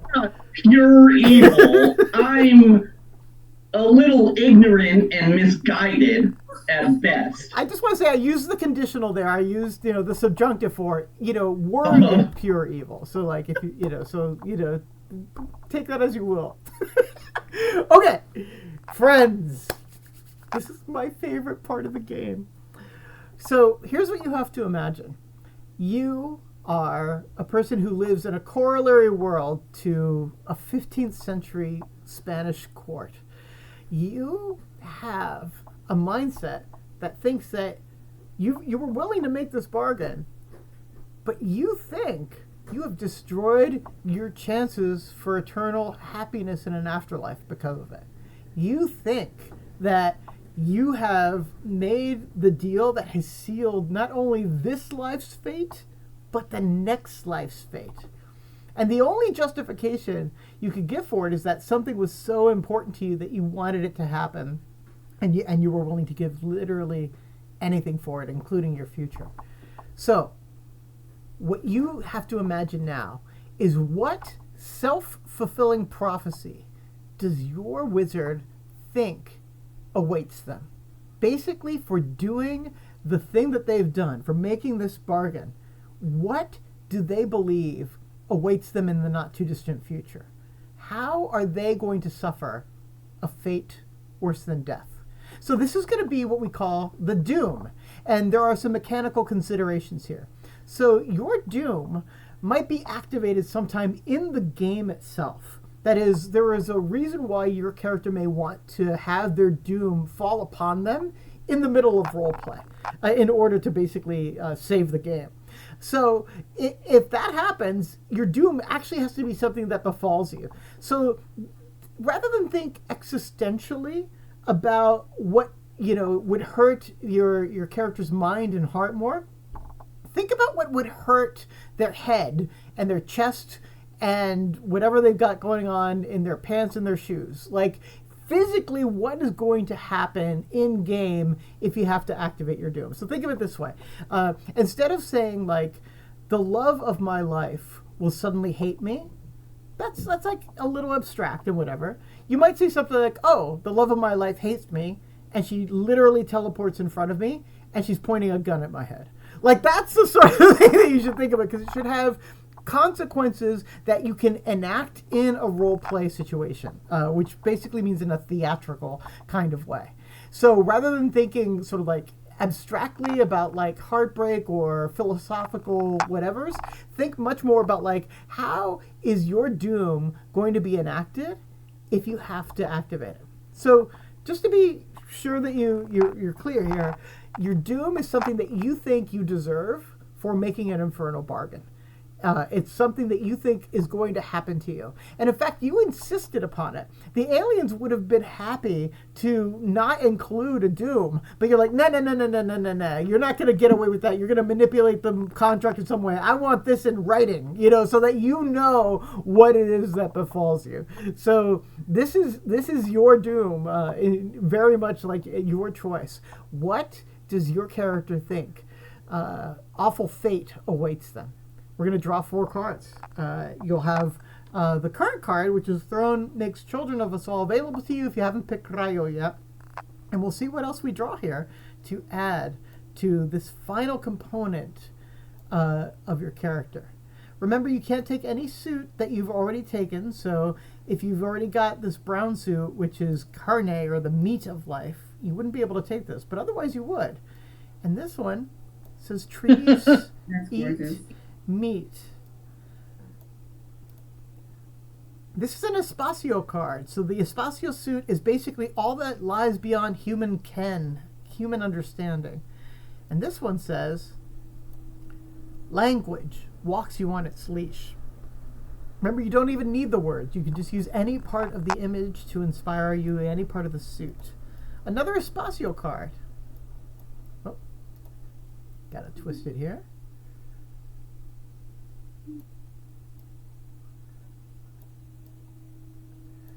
You are mostly holes. And then finally, an Aire card. The breath of life. The soul loves all, the mind but some. So, if you run into a situation where you can't take one of the cards that remains on the board, we'll draw new cards for you. So don't feel like you're bound if you aren't able to draw a card because it matches suit. We'll find another card for you. But for right now, Brandon, what would you like to pick? Windmill slam, you are mostly holes. Gone. Taken. Done. And Classicore asked what the bone suit is called. It's called Hueso, or the Bones of Life. Whoa, cards are disappearing fast. That was me. Yeah, what did you grab? I grabbed Language Walks You on Its Leash. Language Walks You on Its Leash. Awesome. So next is Cassandra, right? I have cards from all of those suites. I need more cards, please. All right. So, are you able to take an Espacio card? Yes, I am. So, feast your eyes on this ghoulish little thing. A seed spends most of its life asleep. Yeah, that works. So grab that when you're ready, and Anna, you have the choice of the rest.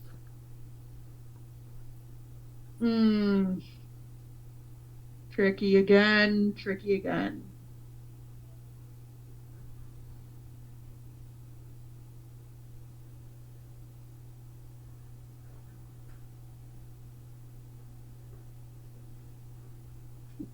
I mean, how can I not take trees eat meat? Like, and there you go. Mechanically, so that you all know, the other two cards are put in a discard pile. So these two cards will just be discarded at this point. They are going to be unavailable until we go through the entire deck, if we go through the entire deck. So those cards sort of like disappear from play, and you'll be drawing new cards for new situations.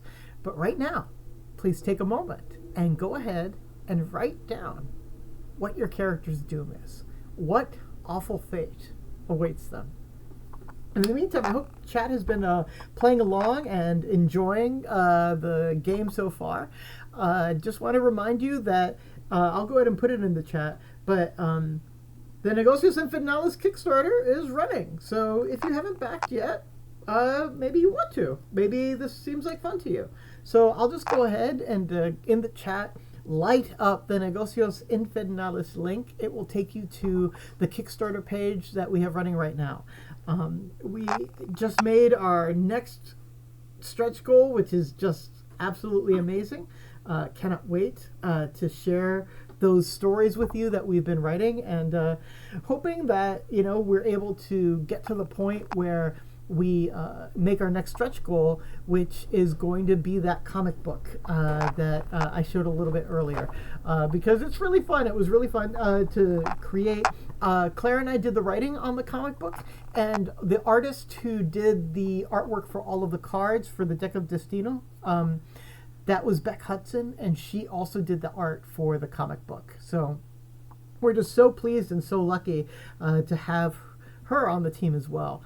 Beck Hudson is a tattoo artist and fine artist. She's opening up her brand new shop, Heathen Ink, in the outskirts of Chicago right now. So it's she's going through an exciting time right now. She's been for months now showing us all the refurbishing she's been doing on the place that she bought for it and stuff. This is a really awesome thing. But once upon a time, many moons ago, Beck, who is a tattoo artist, broke her left arm falling off a horse. She's an avid horse rider.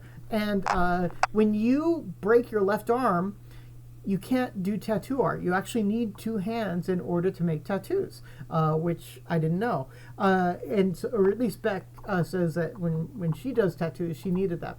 So she needed some kind of income for all that time when she wouldn't be able to do tattoo art while her left arm recovered. She was able, however, to draw for Inktober and for other things, just for her own delight. She just couldn't do tattoos, and I had seen her art many, many times over the course of several Inktobers, and I was just in love with it. Her line that she draws for the black and white art that she does for Inktober was just so incredible to me, and just like I just remember I would see them come up on Facebook and Twitter and just be like, oh my gosh, this stuff is incredible. So when I found that out, I was working on Negocios Infernales, and the earliest versions of the game just featured art that I had taken, public domain art that I had taken, mostly from classical works of Western art. I think there were a couple of other parts of the world as well, but I grew up studying the Western tradition, or not grew up, I should say, like in college. I took some art history courses. I really love art history. And so, I was fairly familiar with it and had some ideas of how I could use certain things for certain kinds of sayings and adages that I had created just for the prototype. But it was clear to me that we needed something a little bit more bespoke, something a little more custom to really test whether the game was going to work or not. So that's what we did with Beck. We hired her, and we paid thousands of dollars for the artwork that made the deck of Destiny that exists right now. And so, thank you so much, Will, for putting that in the chat. I just saw that you put up Beck's information there. She is just absolutely terrific, and we couldn't have had the game without her. She is the sort of like backbone of the game, and everybody who plays the game, just comments on just how extraordinarily evocative the art is, and that's all on Beck's hand. We collaborated with her in that we talked about the adages that we had written, we sent those to her, we consulted back and forth, but really it's Beck's genius that makes the game what it is. So we're just super happy about it. Everybody's Doom is ready, so I cannot wait to hear these, given everything else that we've heard so far. So friends, in the order in which you chose the cards, please tell us, what are your Dooms? So I knew if I got an Espacio card, this is that there were certain directions that I wanted to go into, and then the card that I drew in particular clarified that direction, which is I start like essentially gaining metaphorical mass under the weight of all of the lies that I have told, and then I physically become a black hole. Oh. Okay.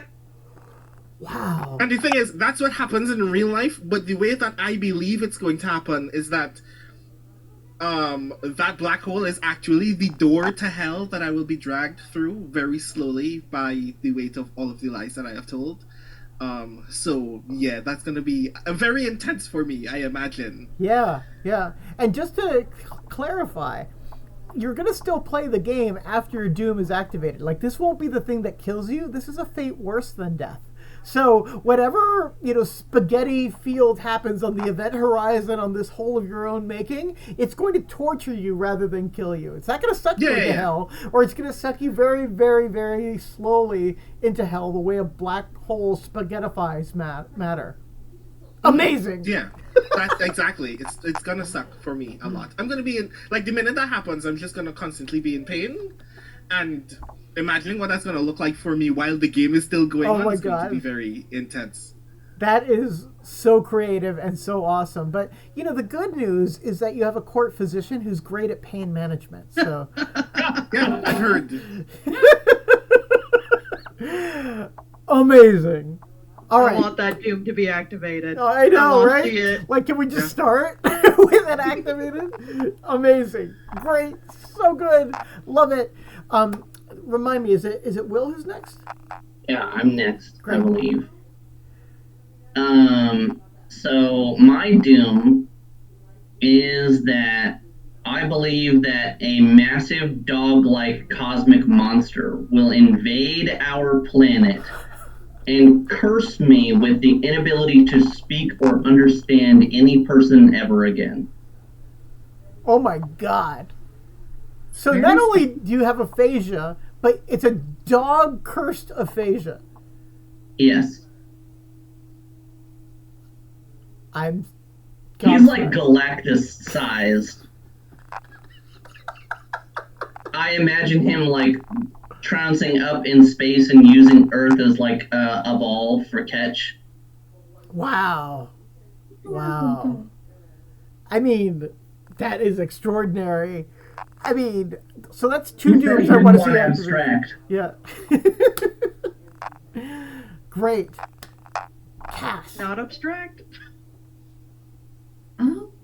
Between my new understanding that people's organs can talk, occasionally I will try to talk to them in living people as well. Just stick my head into someone's belly to listen to their liver.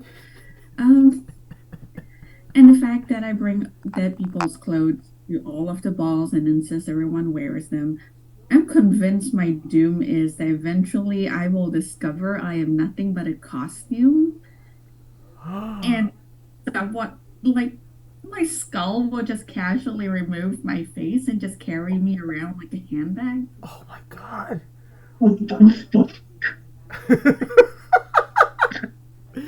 You know, I was talking about art history. There's a whole tradition in Christian art of saints who carry around their own heads. They're called the acephalous saints, because cephalus, like cephalopod, like your cephalus. But the acephalous ones, they're like tucked in here. And these are all the Christians who got like beheaded or things like that, you know? So you're going to be like a little acephalous wizard carrying around your own head. Just my face. Just my face. Oh, just your face. I'm sorry. Yeah. Just the face. The skull is now going to be a completely separate entity, and the eyes have their own personalities and all the different parts. You're going to be speaking to a meeting of organs. Hopefully, they just the right direction now. Man, I just want to spend a whole session just like watching Cass's character, just like living their life. right, we need a session 0, you know, to have like this like reverse Snow White episode where she goes into the tombs and all of the corpses, all of their organs start singing to her, and oh my gosh. I just want to see Cass like walking around all normal and shit, and then like put their face into somebody's stomach, like, and then be like, "I'm not talking to you. I'm not talking to you." Oh my god. Hello, kidneys. What you knowin'? I want to see those stones are growing. Anyway, moving right on to Anna, right? Yes. Yep. Okay. I'm bringing up the rear. So, I am trying to lift this curse from my family tree, and I believe that if my doom comes for me, all of the failings and the sins of my ancestors in my family tree above me will come on to me for me to resolve in this mortal lifespan so that they are not passed on to my descendants. So essentially curse amplified. Oh my gosh. Wow. So like the burden of all history falls upon you. Yeah. That's a terrible fate. Like that's really bad. And I cannot wait to see how it manifests in game too. Yeah. Holy crow. Friends, you have powerful, accursed wizards. The last thing you need to do is just give them a name. What do you want to name these people? So, yeah, just in this last instance here, let's just take a moment and have you think about that. Now, in the game book, one of the things we say is you can feel free to use name generators of any variety to help you. There are Spanish name generators if you wanted to stay with that theme, but certainly not required. Just think about what proper name would be great for this messed up person that all of you have created. I'm going to excuse myself for just 1 minute and I will be right back, everybody.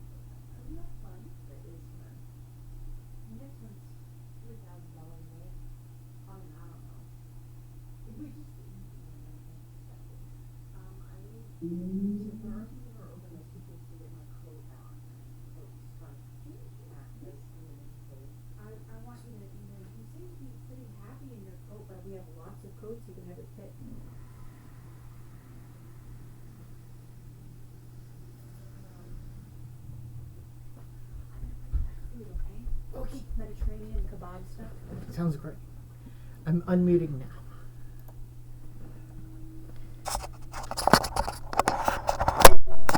I'm back.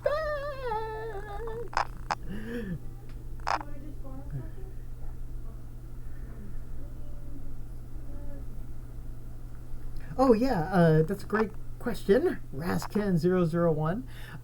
People have played at different stages throughout. So the game has been in development for years, and people have played at different stages. I will say that all of these players influenced the design of the game. All of them were extremely experienced playtesters and whom we took very seriously. I think the most recent couple to play was Will and Anna.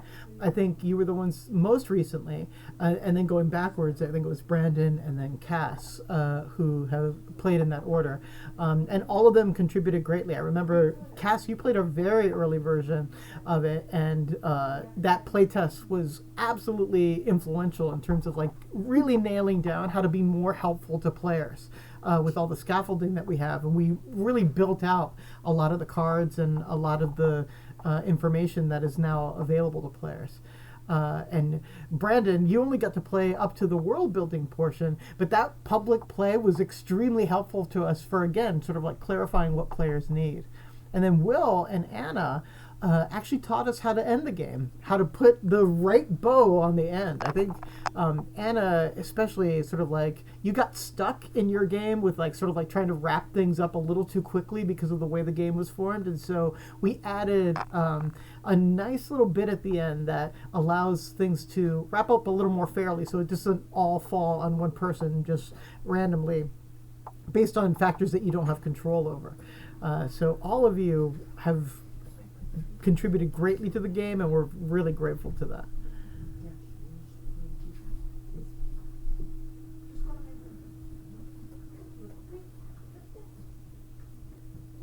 Oh, and remember, you're putting your hands up once you have your name chosen. This can often be the part that takes people a little while, because names are important, right? If you know writers very well, you know we think a lot about names. Right. There's a whole nominative determinism is part of our job. Exactly. In fact, isn't that the term, Brandon? Like when, like nominative determinism, isn't that like the literary term for like when you have a very on the nose name for your character, like Mr. Spike for Phineas Gage or something like that? Like something that's very literally like tells you what their character is. Yeah. Yeah. Let's go meet Mimi's. All right. Yeah, so while we're waiting, I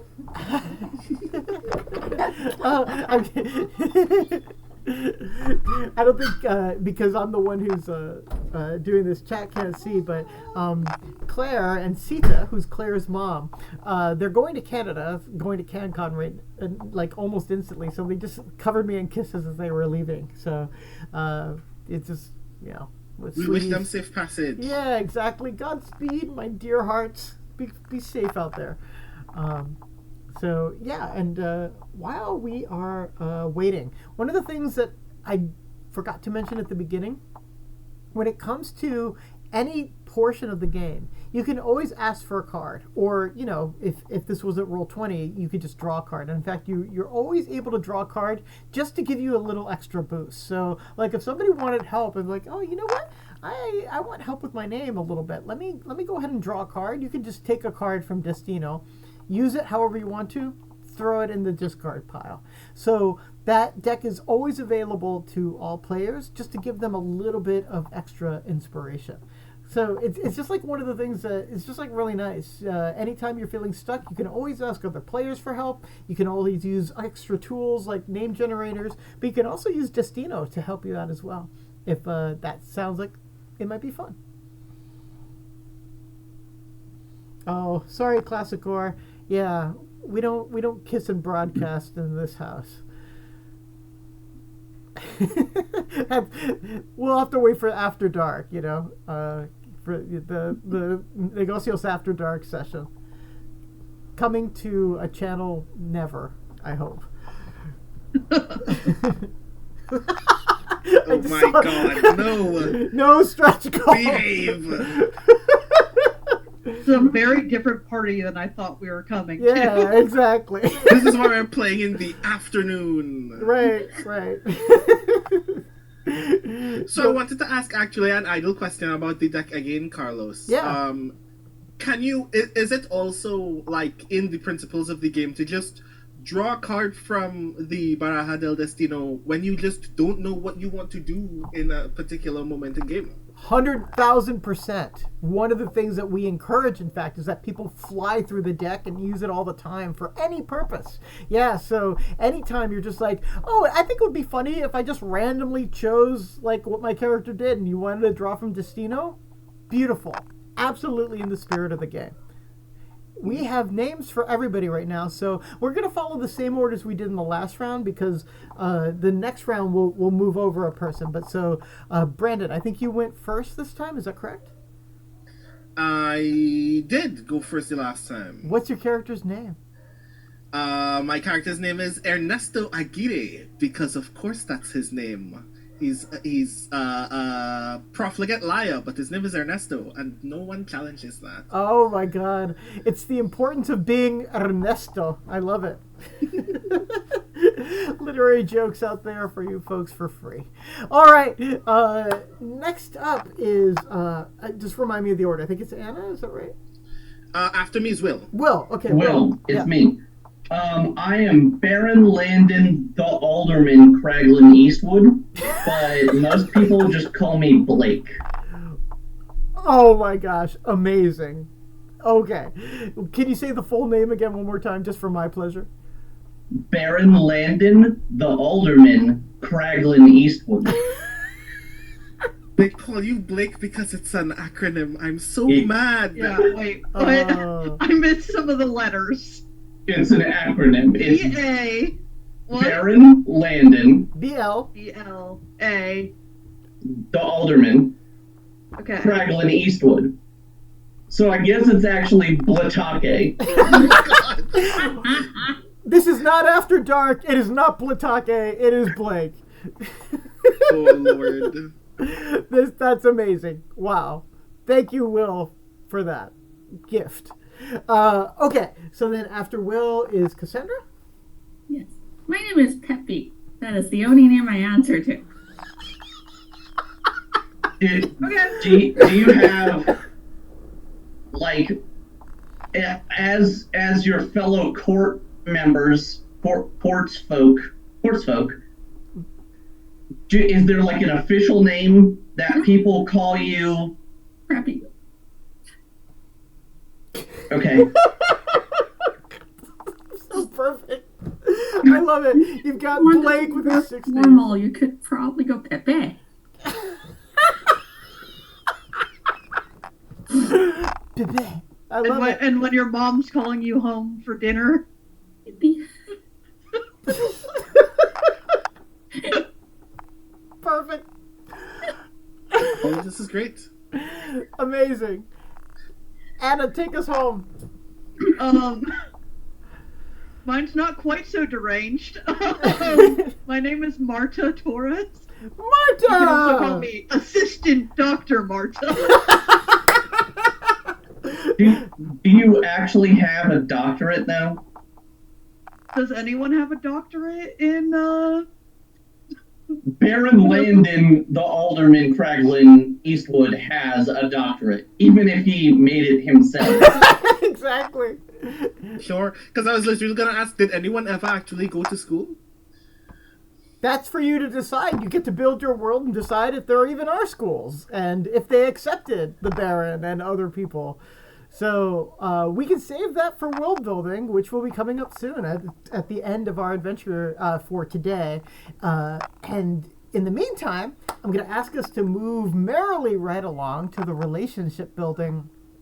So I'm going to flash on over to the Roll20 here, and we are going to move on to relationships. So the way that relationships work is each of you is going to choose to describe your relationship to another one of the wizards. Something that's pre-existing to the events that we're going to role play in the second half of the game. Pardon me just a moment. I was laughing too hard.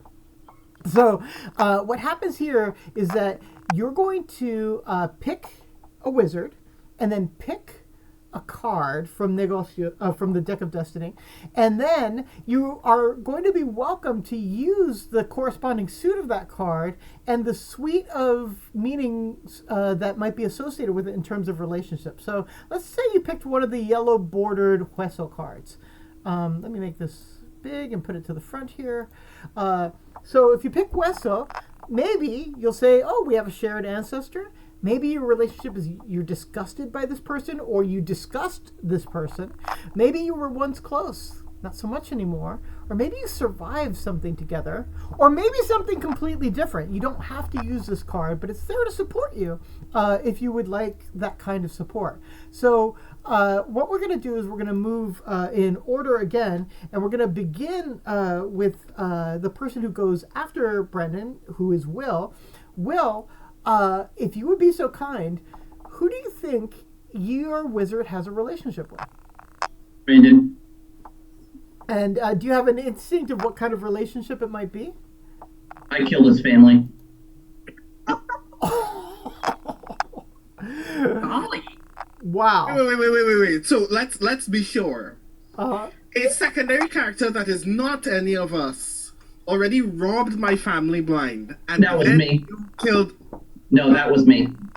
Okay, cool. As soon as you said it, I knew. I knew in my heart of hearts. Well, So, sometimes the deck doesn't need to help you as much as other times. You have a pretty clear relationship that I think you've established. I knew it. So, just to sort of like show this here. So, the card that we drew is a Rayo card. It doesn't have to match your suit or anything on your card. It's just more like, so, and Rayo is rivalry, hero worship, infatuation, lovers. But is there anything of the card or the relationship card that makes you want to add or say anything more about that relationship?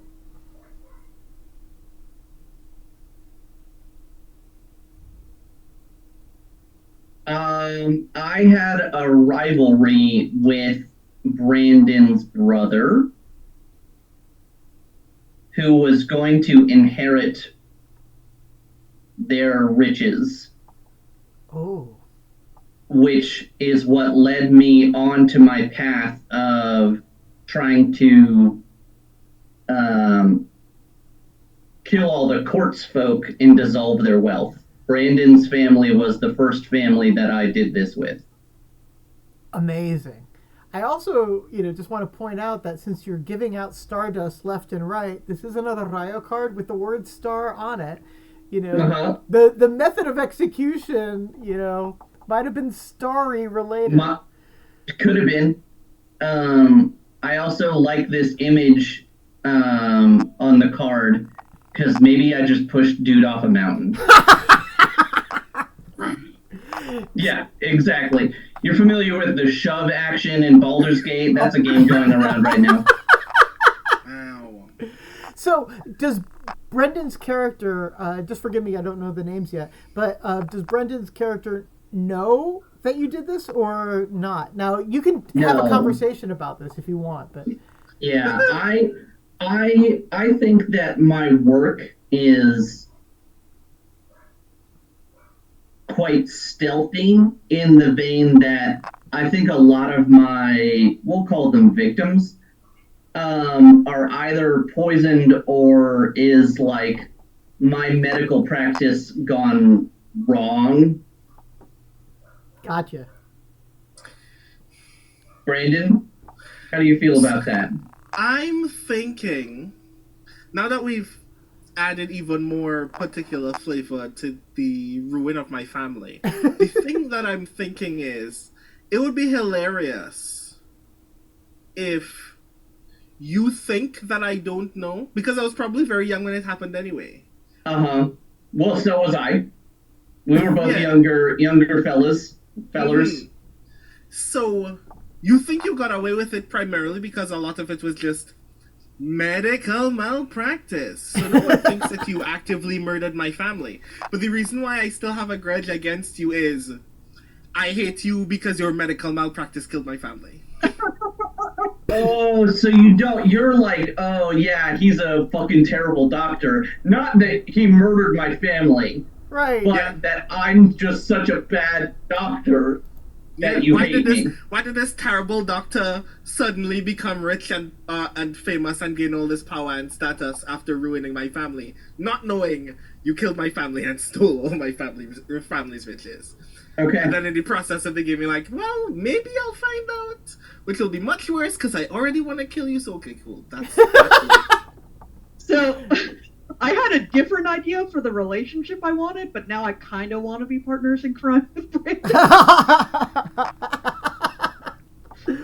Amazing. And the whole episode will be just take Will down.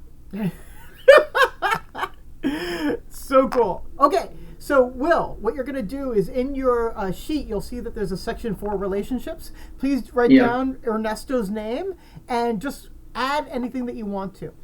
In the meantime, Brendan, if you want to, you can write any details you want to. Now, yours aren't as binding, this is Will's character's relationship to you, but you could have a very different relationship to him. You can also draw later and further fill out details if you want to. But feel free to, use your relationship to say, yes, Blake, this is how I feel about him.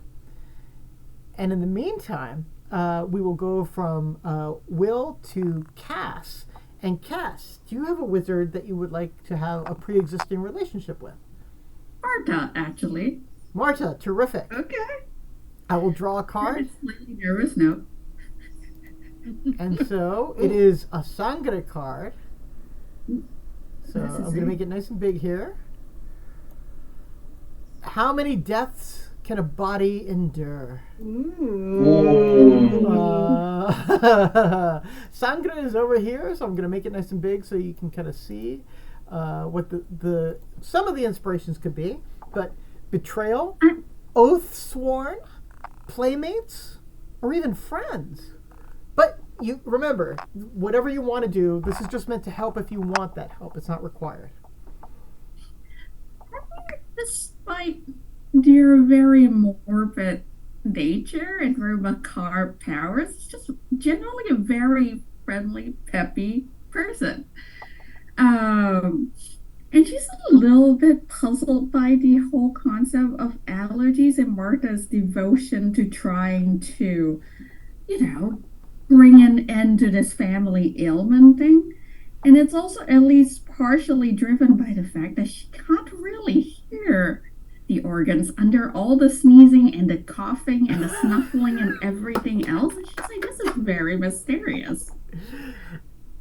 And because she wants to solve this mystery, and because waiting for Marta to die might take a little bit too long for the curiosity, because if you drop dead, then she can get that solved fairly easily. Sure. We have sort of started trotting after Marta, offering to be very helpful. Well, if you are assistant to the physician, I could help. I could get the organs to tell you what's gone wrong, and perhaps once or twice you might have allowed me in to visit and seen a liver, grow some teeth, a tongue, and just explain that this person has drank a little bit too much. Amazing. That sounds very helpful. Does Marta, anything you want to say about Marta's reaction to this kind of friendship? I mean, my feeling is I feel like Marta's down for it. She's like, oh yeah, you're willing to help me? I have an ally here to help me solve this mystery and also to help me do some of my assistant doctoring. Sounds incredibly useful. No questions. No follow-ups. Wonderful. All right. Even if I bring you clothes that seem slightly too old, you're just cool with it. Yeah. Nice. Hey, do you want this jacket that I accidentally poured some coffee on? Nice. So, Cass, definitely write down some version of that to help you remember that relationship. Anna, you are also welcome to just like write anything down that you want to. Though again, Cass is the only sort of like binding thing. You can just add if you want to, not required to. But actually, also, I think it's Anna's turn to go next, right? Mm-hmm. So, whom would you like a relationship fair or foul with?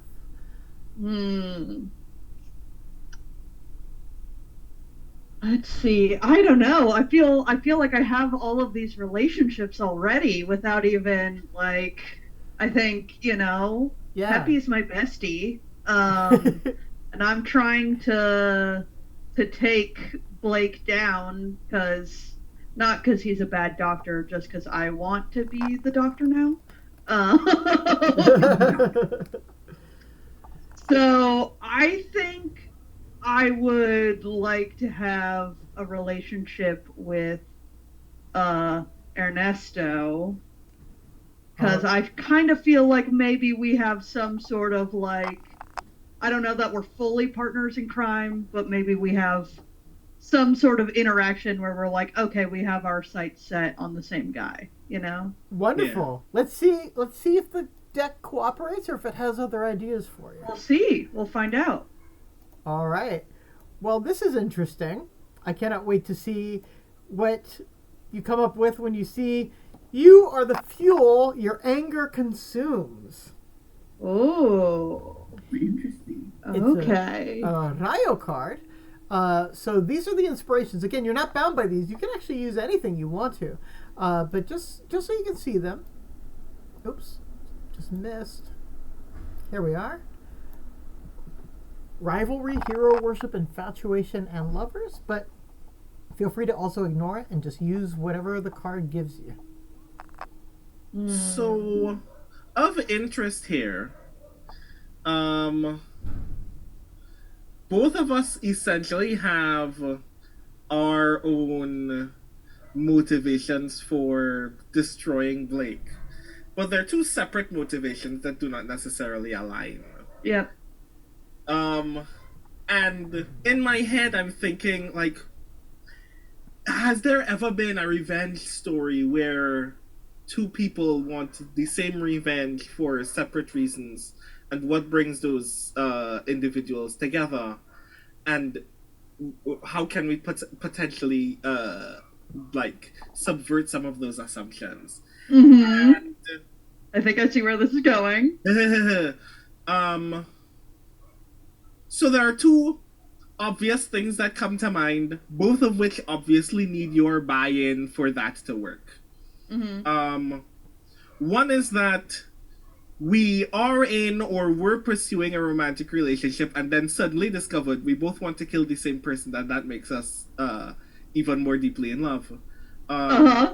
Or one of us is joining the other in the attempt to destroy this person without letting them know they also have a desire to, like, they also wanted this person destroyed before they decided to team up, but are just kind of playing it off as, I am your sidekick in this mission, because I believe that your work is just, but really I'm just letting you do all the hard work so no one knows that I wanted to destroy this person. Whichever one of those is more interesting to you, I'm into.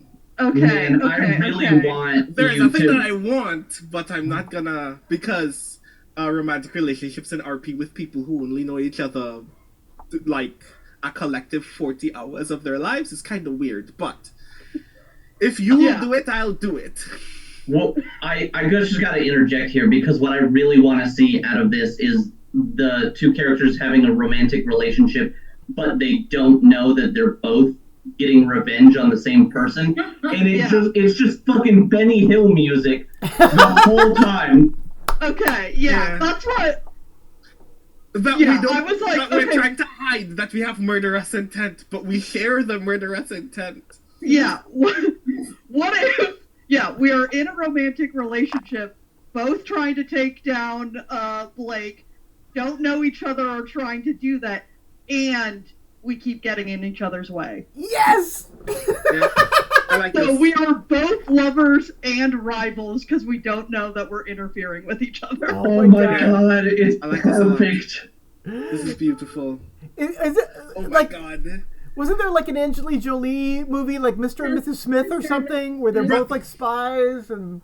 Yes. Oh yeah. They wanted to kill was each that, other in that movie, though. Oh yeah, a little different, Was that across Brad Pitt?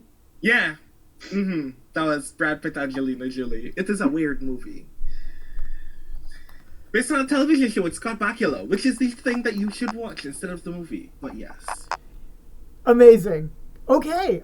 So Anna, write down whatever version of that you would like, and remember, Brendan, Ernesto can have a different relationship than that. So, like your idea might be different than Marta's idea. Whatever you want, but the binding one in this situation is Marta's. So whatever you want to write, Anna, that's the thing that is most important right now, but all of this other great discussion is terrific too.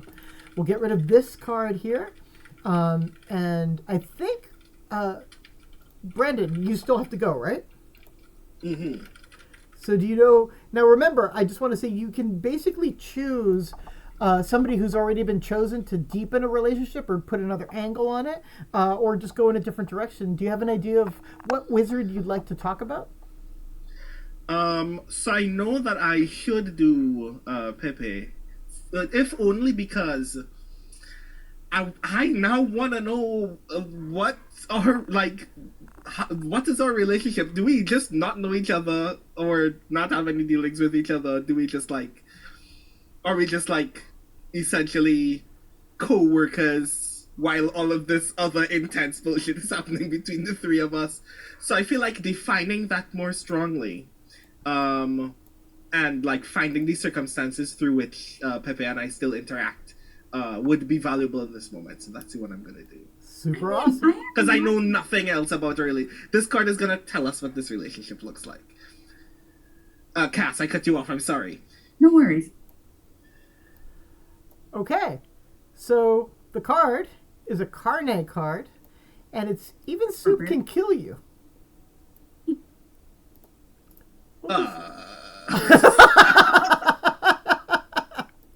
This has generated a lot of murderous intent today. It sure did. Oh my gosh. So the Carne inspirations here in the relationship deck: indebted, intimidated, or intimidation, similar appetites, which maybe you both like soup, partners in crime. So what do you think, Brandon?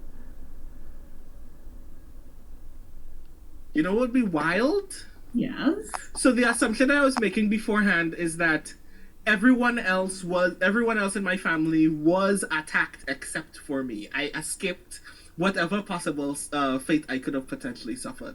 But what if I actually did die? What if I died? Whoa. And Pepe brought me back to life. Whoa. Are you a collection of living organs that are desperately trying to masquerade as an actual person? No, which is perhaps very disappointing to you in particular. It's not that I had been dead for several days or something like that. It's that you met me when I had just died and resuscitated me. Yeah, that works for me. I'm perpetually a little bit sad though because all your Yeah, I could have died. Yeah, I could have been more valuable to you dead, but he was like, I was gonna ask, why would Pepe bring you back to life? Yeah. I mean, I imagine it's like an accident. Like maybe your heart stopped and Pepe tripped and like their head like hit you right in the chest and restarted your heart. Basically like a doctor pounding it, and they're like, ah, dang. But you were like, oh, thank you. No, I get it. No, this is even funnier because it means that Pepe found me as I just died and was like, a body that I can actually watch decompose this time. And then you took me back to your lair or whatever where you have all of your other bones. Crypts. We know it's the crypts.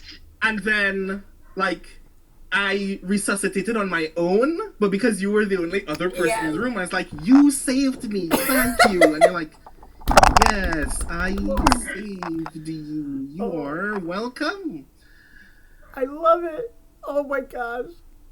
I'm happy to run with this, and you never understand why. Every time you come over, I look at you with slight disappointment, and I always ask, "How are you feeling today?" No, yeah, I think this disappointment is because I owe you a debt that I have not repaid yet, and you're like, well, the only way you could actually make this up to me is if you just die now, but I can't tell you that would be in poor taste. And then I'm imagining the doom that you have where you turn into a black hole and get sucked away. So what Pepe doesn't know is that even if you die, you're going to be like sucked out of existence and the body's going to go. So yeah. Oh my gosh. You saved me and get nothing from it. You saved me out of the goodness of your heart. Even though it was not out of the goodness of your heart and you will get nothing from it. I'm very sorry. Amazing.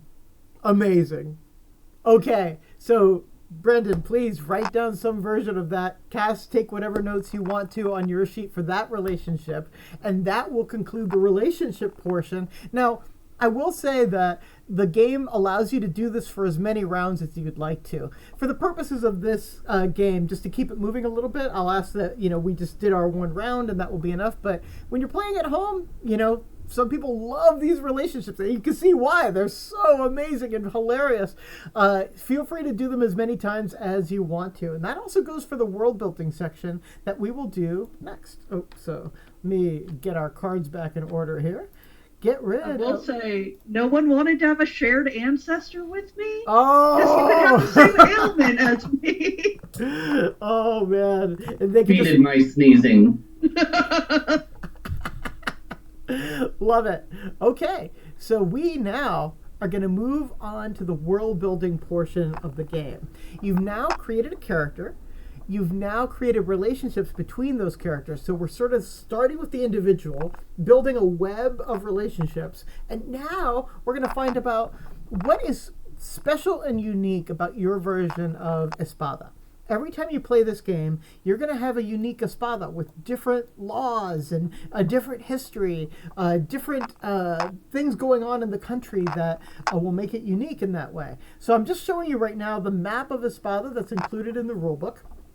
If we happen to hit the $20,000 stretch goal, this will be a neoprene mat that will be available to everybody in the game itself. So right now it's definitely available in the rule book, and you can use this to give you just names if you want to say like, oh, I need an island. Oh, you know what? Let me go ahead and use Primavera for my island. So you can basically use this as a way to give you just some context clues or a name if you need a name. You'll notice in the bottom left corner there is a whirlpool called Garganta that just basically means throat in Spanish. And again, you don't have to really worry about the Spanish in this. It's just there mostly for flavored, sort of like the old Latin maps that you will see. But so world building works in two different ways. The first thing we're going to do is we're going to create your first NPC of the game. This is going to be your Reina Resoluta. Your queen is going to be different from every other queen that every other person plays in this game, and you're going to describe her personality. The way that we'll do this is this. We're going to draw one card. That one card is going to tell us 4 different aspects of the queen's personality based on whatever it is that you come up with as you look at the card. So each of you is going to use the same card for inspiration, and we're going to make an NPC. So over here on the Roll20 side, the way that we do this online is I've got these NPC sheets that I just opened up here, and we've got the Reina Resoluta NPC right here. So I'll just show you how I'll edit it here.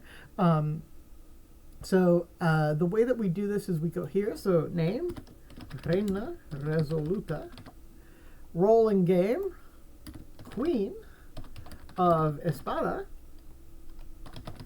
and personality is going to be 2 things. We're going to put the card that we draw here, I'm going to write that here, and then each of you is going to give me a couple of words or a sentence or a series of sentences that describe her personality. Now, in the game, what would normally happen physically is that you would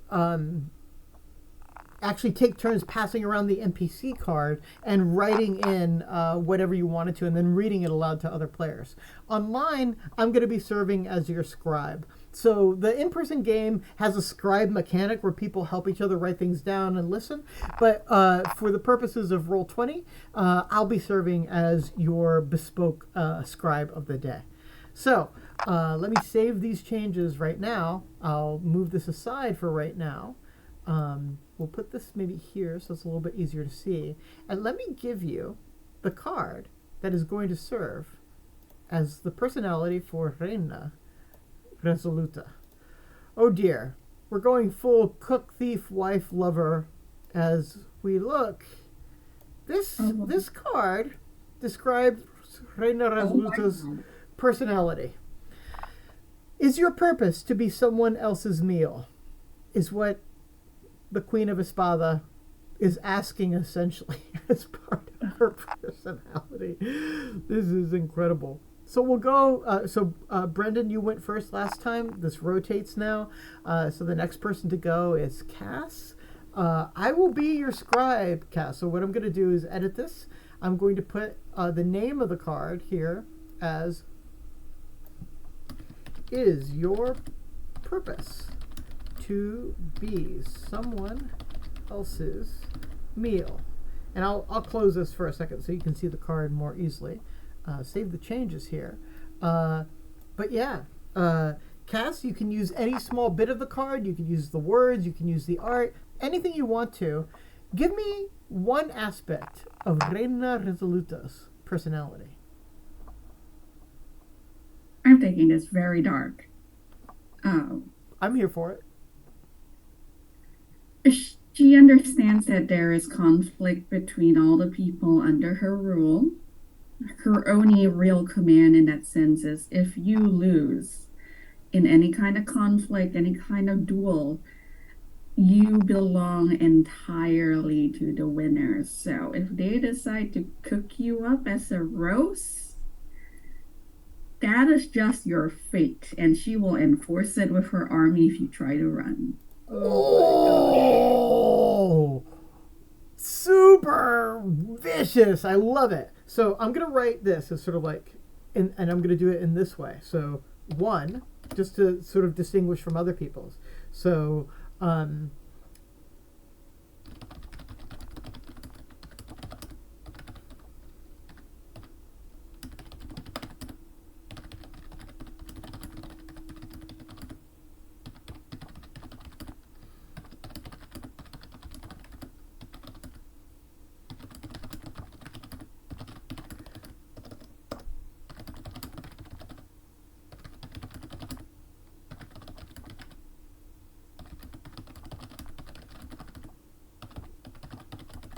so here's what I've written. She believes that that to the victor in any conflict, the spoils are absolute. If you lose, you are at the entire mercy of the winner, and the queen will use her power to enforce that. Does that characterize? Do you want me to add anything to that? No, I think that is perfect. Great. She's a So, ruthless leader. I mean, there's ruthless, and then there's this queen. Holy moly. I love it. Great. Okay, so that's aspect number one. And so now we will rotate again. Anna, you're next, right? Yes. Yep. What? I do want to say. Yeah. Sorry. No, go That ahead. puts an interesting twist on some of the interpersonal conflicts we have going on here. Mm-hmm. Yes. All right. So I'm being inspired by the same card. That's right. So I went in a initially different direction with this that I think intersects interestingly with Cass's, is that I was thinking our Reina is equally conciliatory to all parties. Everyone who comes to her, she is trying to give them what they want, which Interesting. I think kind of ties in interestingly with Cass's, because everyone gets what they want. She doesn't have to decide what the consequences for any actions are. she's giving everyone else full power and not having to take responsibility for the consequences. I love this. I think that was more than a couple sentences. No, that's okay. So the job of a scribe is basically to kind of like try to condense down what people say sort of out loud. Yeah, because when we're out loud, we just kind of riff or whatever. But so what I wrote down was conciliatory and avoiding responsibility by giving everyone what they want. What would you add to that to make it more like what you were thinking?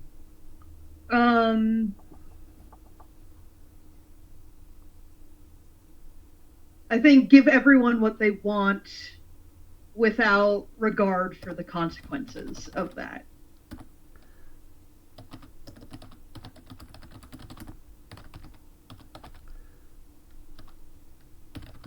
Something like that?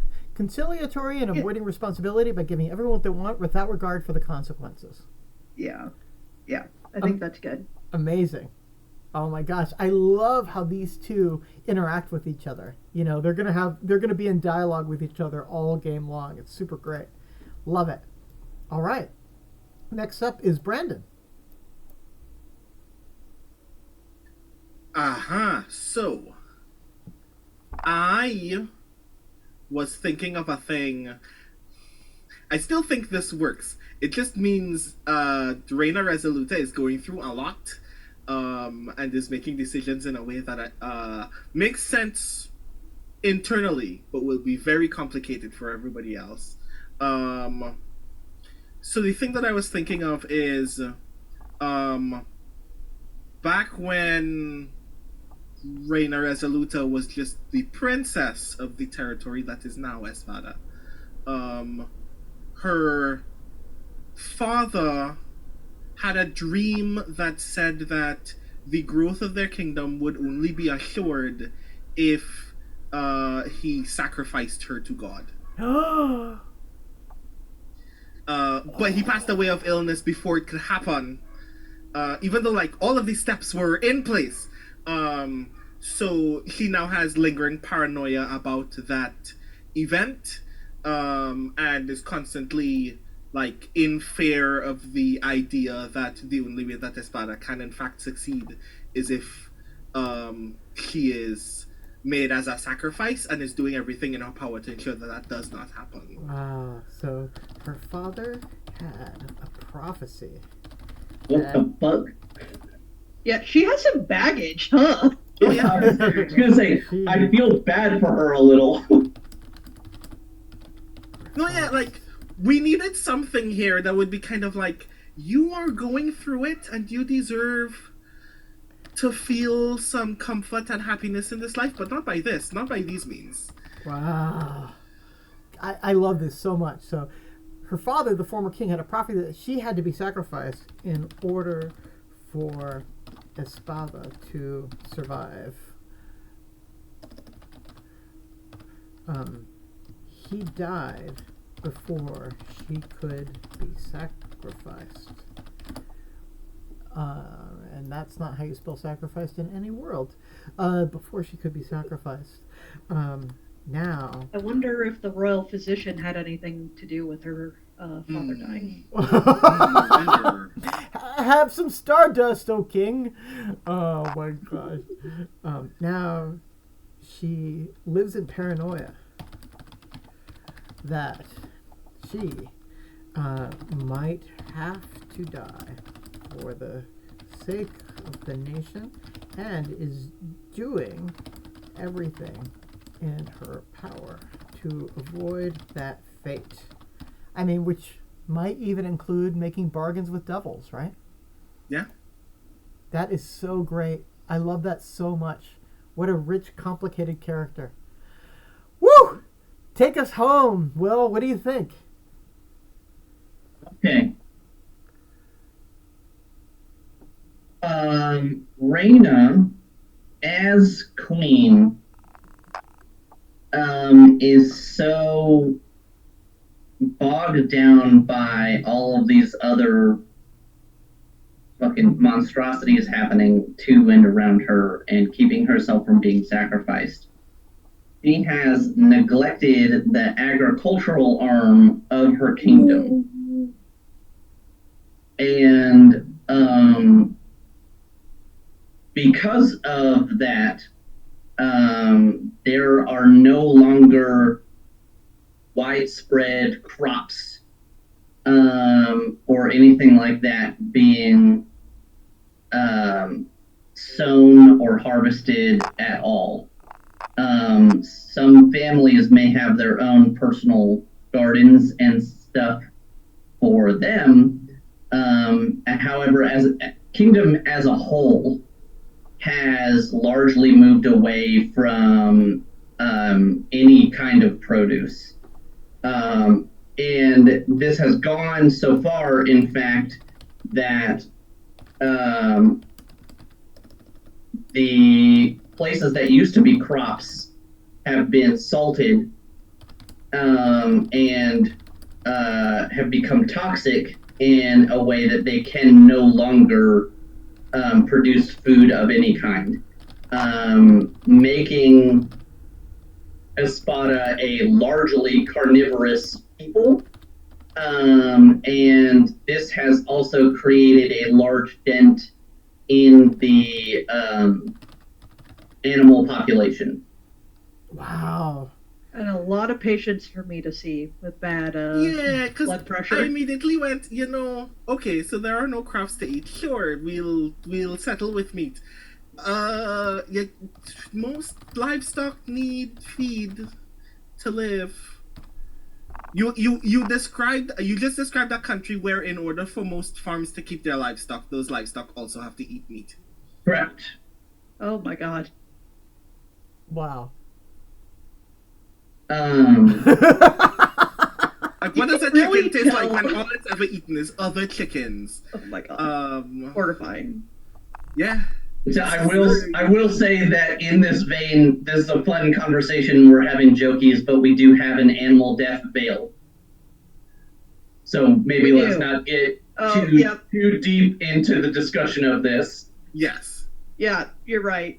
I was gonna say you can really tell that we are all writers because every single one of these bullet points is like, what if I tell you a whole tangential short story over here? These are great, The though. thing about a kingdom is, even in one lifetime, you discover that any one individual is made of multitudes. Yay! Our kingdom of Espada! It's a wonderful place to live. Well, that's just your queen. We haven't even gotten to some of the other questions to answer, which we'll do presently. But just to be sure, Will, here's what I wrote down. The kingdom as a whole has moved away from agriculture. Fields have been salted and can no longer yield produce. Espada has turned largely carnivorous. Anything you want to add or adjust? I do want to point out that as written, that does not really encompass Reyna's personality. So that does feel like this has rippling effects across the whole kingdom, but it is largely about Reyna's paranoia and her inability to govern.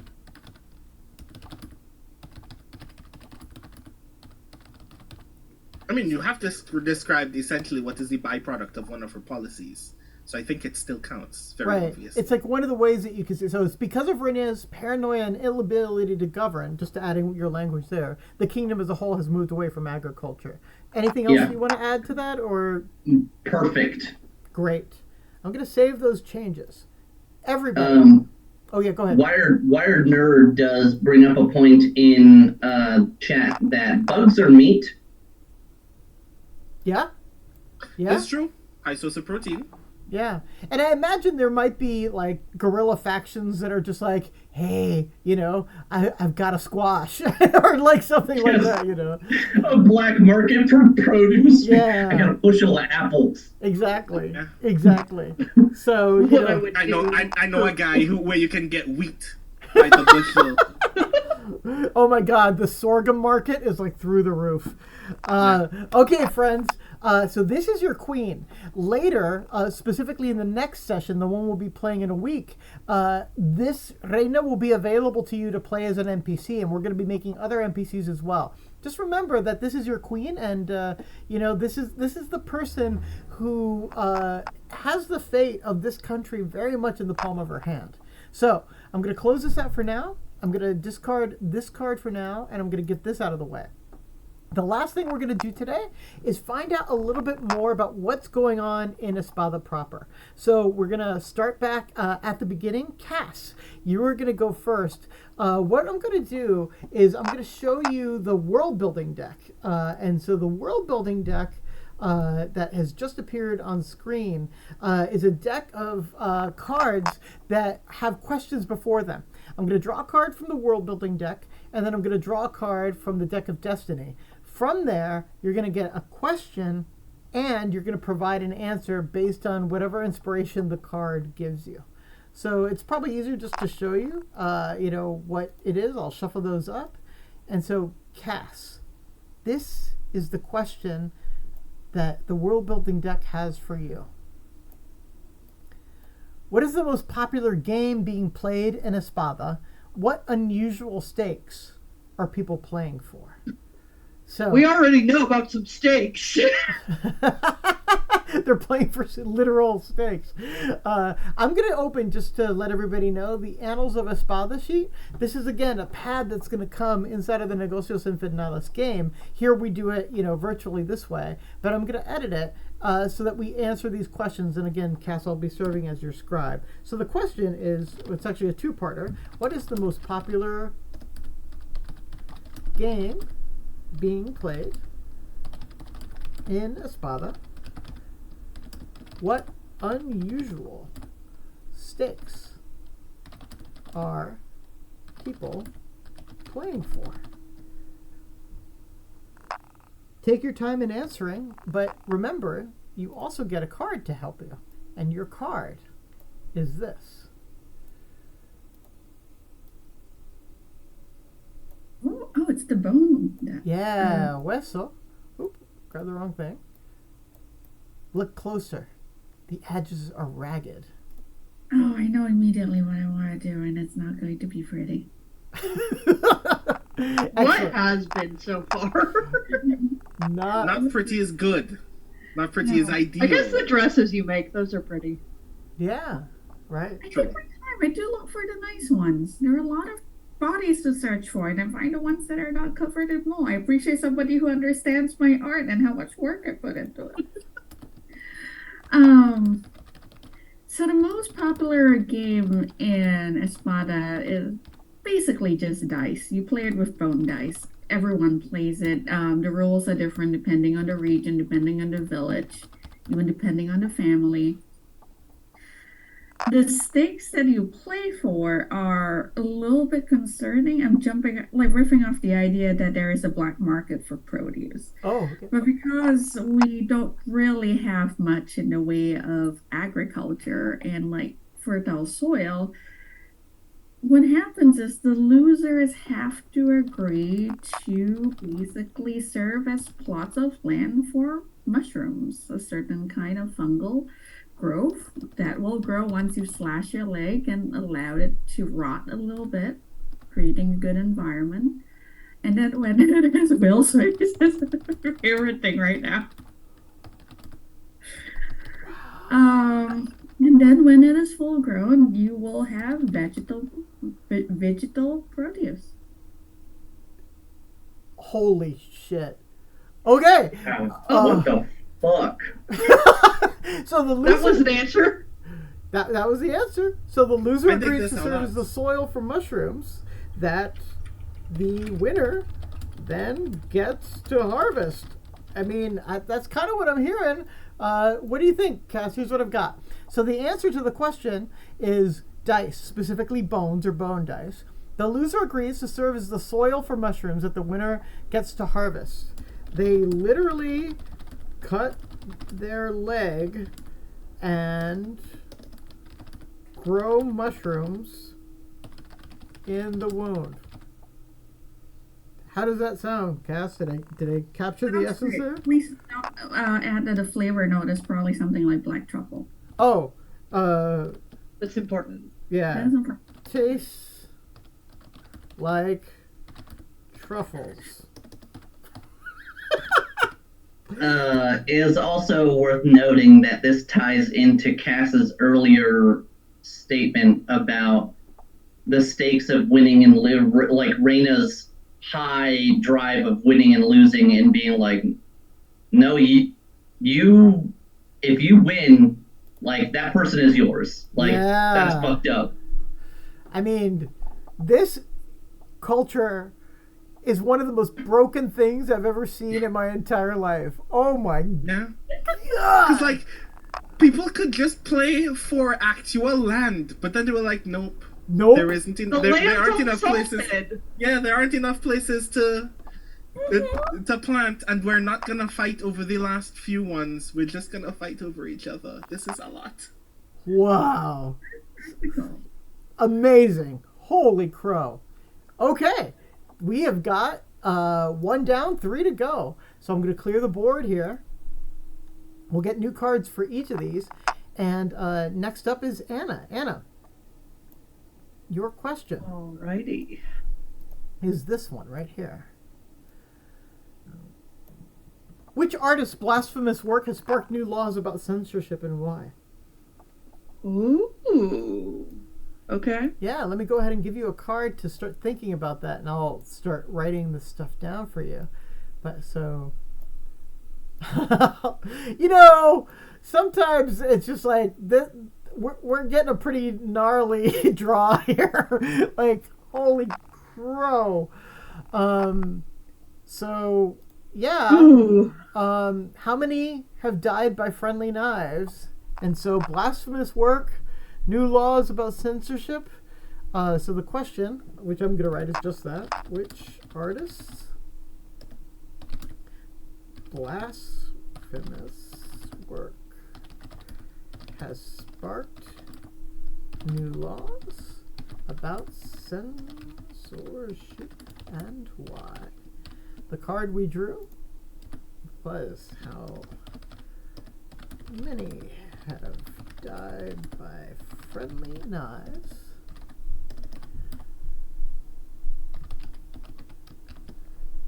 And Anna, what do you think of for an answer? Okay. I have an idea. I feel like it's gonna make Brandon's character a little bit more complicated, so I would like to hear his thoughts after I say it.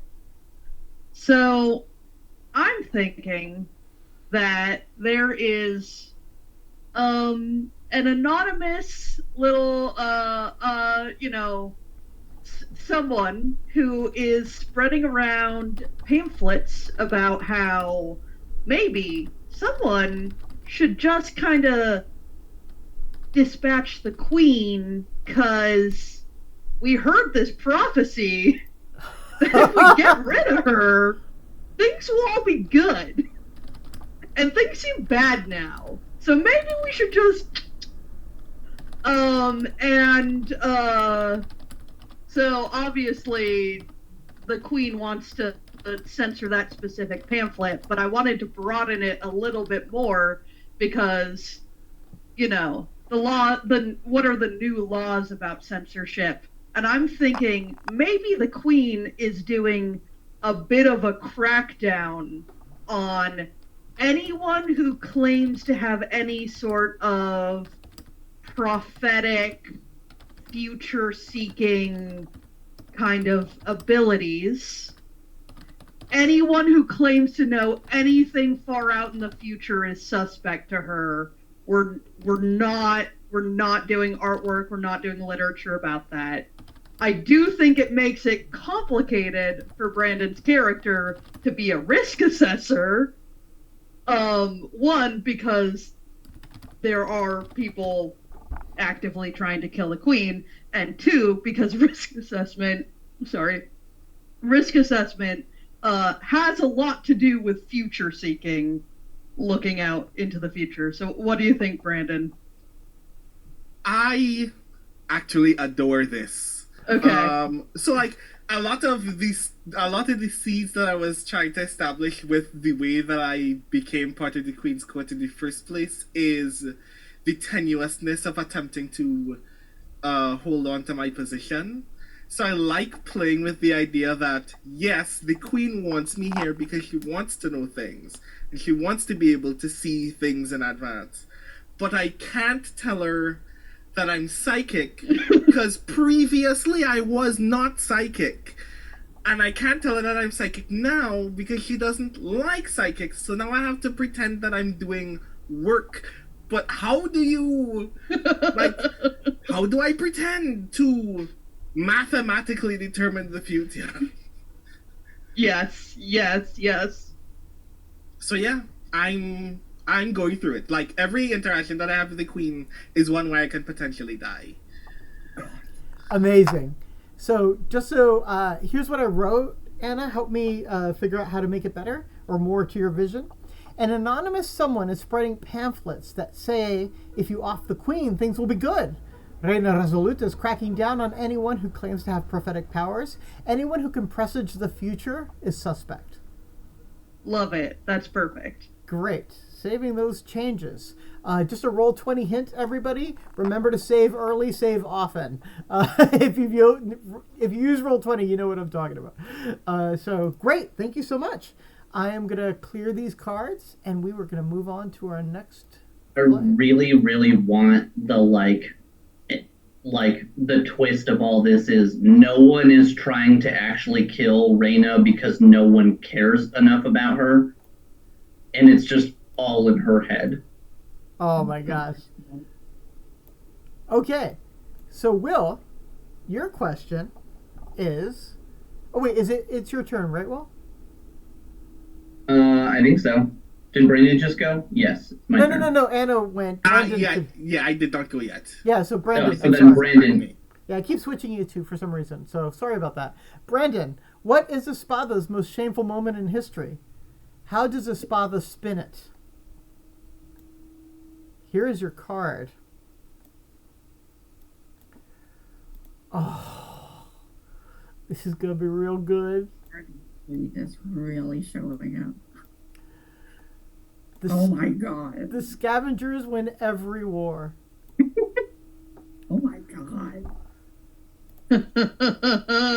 Holy crow. Got Brandon. So, oh my god.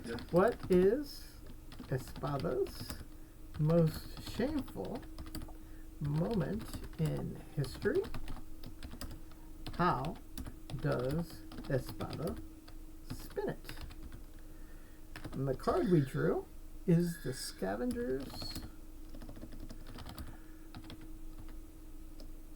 Sorry, SCAVNGers win every war. What do you think, Brendan? I'm trying not to be my absolute darkest self in this moment. Be your darkest self. Why? Like, we're already midnight here, bud. Like, let's go. No, I mean the thing that immediately emerged in my brain is absolutely morbid. So we got mushrooms coming out of limbs, bro. Let's go. Oh my god. So, before this territory, what is the name of this, like, overall region again? So yeah, I'll give you... It's not Espada, it's called... Yeah, so there's a couple of things. So the planet is Gloriana. The continent on which Espada is on is called Rota, R-O-T-A, which it shares with a major country, Pelea. And then this region here is... You can name it whatever you want. There is no pre-established name for that.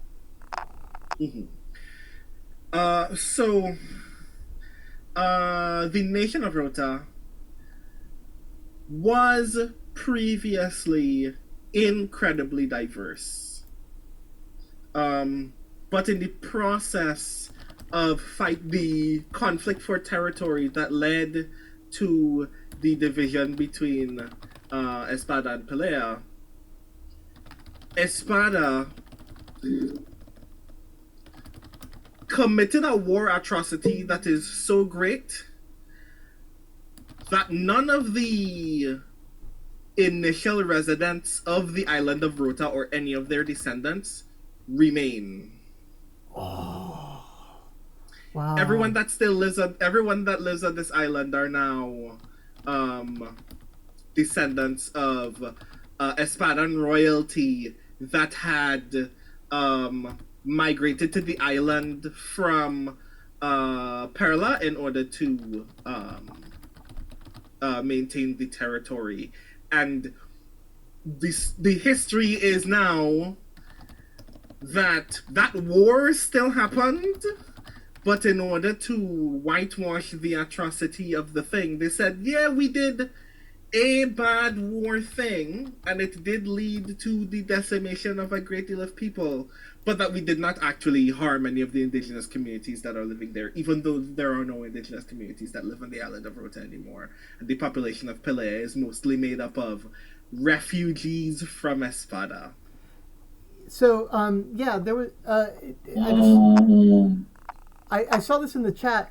I think this is your veil. So, basically what you're saying is like this is kind of like in the background of like a history, but it isn't something that's going to be like something. Yeah, we're not going to talk about it a great deal. Right. So, and if I understand you, basically you're saying like the spin is that Espada claims that there was collateral damage, but there was no intentional pogrom to wipe these people out. Yeah. Got it. Mm-hmm. Okay. So, Espada claims that there was unfortunate. I'll fix the spelling in a second. Damage.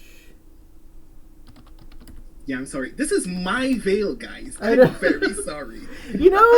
It happens a lot. It happens more than you would guess. That people like sometimes jump on their own veils. Maybe it has to do with what people are thinking about, what's important to them. But yeah, that card immediately. The deck knows. Yeah. But like that's a hell of a card to draw this week. Is all I'm saying. Oh my god. Yeah, for real. So it claims that there was unfortunate collateral damage in the war that led to the destruction.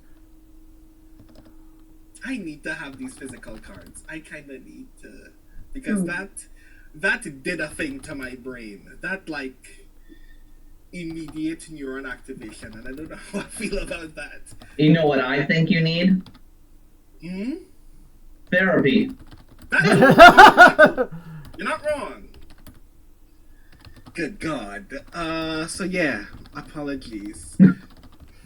Well, you're good. I mean, we live in a world with super dark histories, right? And this comes from somewhere. So the nation of Rota was incredibly diverse, but the war that split Rota into Espada and Pelea led to the destruction of the indigenous people of this continent. Espada claims that there was unfortunate collateral damage in the war that led to the destruction of the original people of Rota, but there was no intention to destroy them. Does that capture it? Yeah. I'll save changes. Dark history. Delete. All right, well, I'm not sure how I can follow that. So maybe I'll just do something about clowns or some shit. Yeah. Well, let's see what question you got. Find joy somewhere, Will. Well, that was me being like, my character trait is I sneeze a lot, and now we're here. Well, okay, so on a lighter note, what caused the economic crisis Espada is currently going through? Well, I have a couple of ideas. I feel like we've answered this question already. Oh, yeah. But you haven't answered it in line with this specific card, which is a Lagrimas card, the Tears of Life. And it says, give the tide your sacrifice. What will the tide return? So let me clear this out of the way here.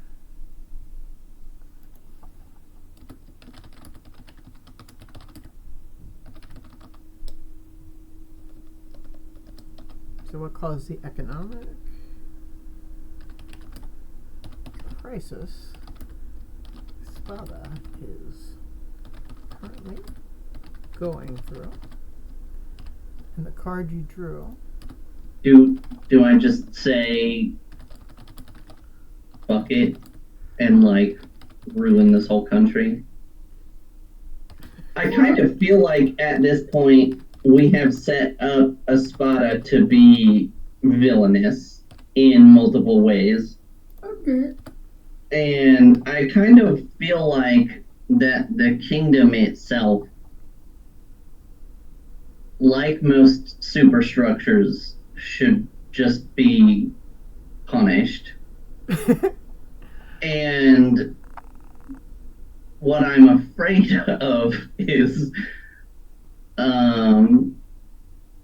turning this into not just bleak, like going from bleak to hopeless is where we're at right now, I feel like. So You want to bring us some levity? I mean, I wanted to, but like all this is not. There's no levity in here. It's like, oh, you know how capitalism is a sham, and we're all suffering because of inflation and 1% stealing all of our money. And this game is just like, ha ha ha. Think about that. think about that.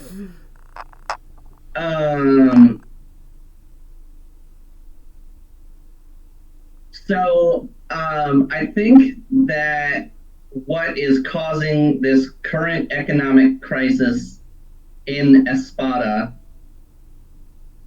is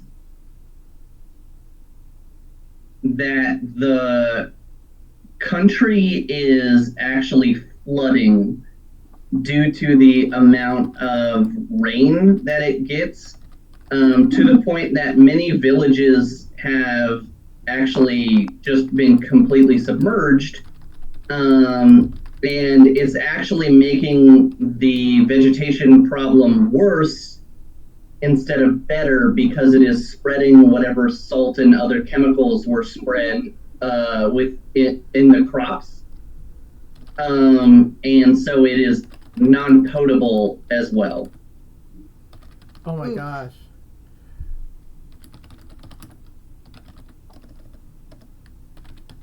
I thought you said you wanted to bring levity. The cards didn't give me the options. Guys, just wait until next week and we're just gonna be like, ha ha ha! Let's do this little side quest! We gotta make a dress for the ball! Yeah. This is like, I'm here having my Count of Monte Cristo moment on the worst island on earth. Maybe we should all just leave.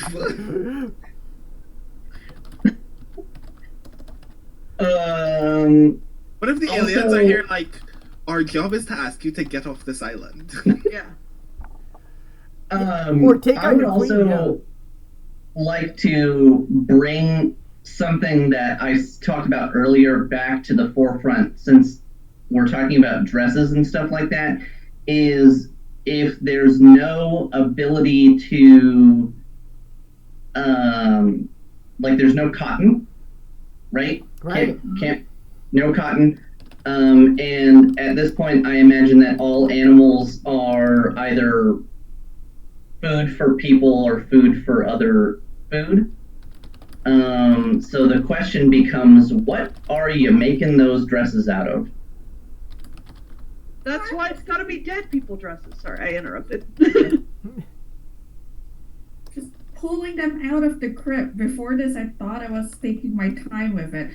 But I think Pepe literally spends all of their time running around collecting corpses before the crypts can flood and then stuffing them into random corners in the palace. Oh man. What do you use to sew them together, the people? Well, there were... that would probably just be gut.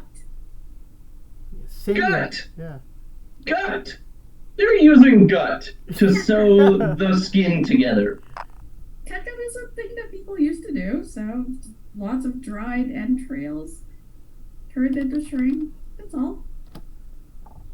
Cool. Cool. Cool. At it. Cool. Well, Cool. My fashion sense, like like that. Yeah, what I have, Will, is Espada's flooding due to the amount of rain it gets. Whole cities have been flooded out, I guess I should say, or maybe destroyed by flood. I said submerged. Oh, I'm sorry, have been submerged, which is better, yeah. So whole cities have been submerged, and the lands are growing more arid due to spreading erosion. But not just erosion, and salt, I guess. Since there's no cotton and animals are mostly food, people are scavenging clothes from graves.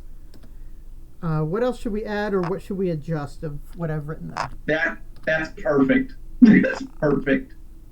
Wow. All right, so on that happy note, we're going to end the stream.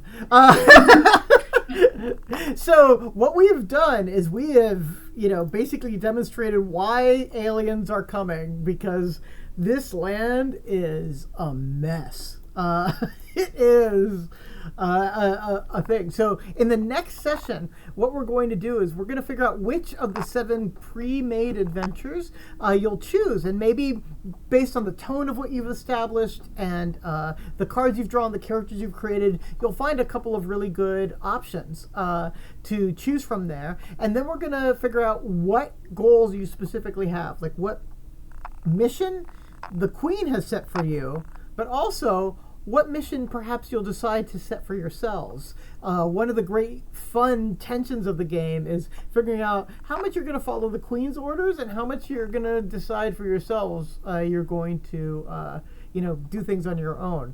So we're going to figure out what story you're going to play, and then we're going to play it. We're going to role play the adventure in the next session of this.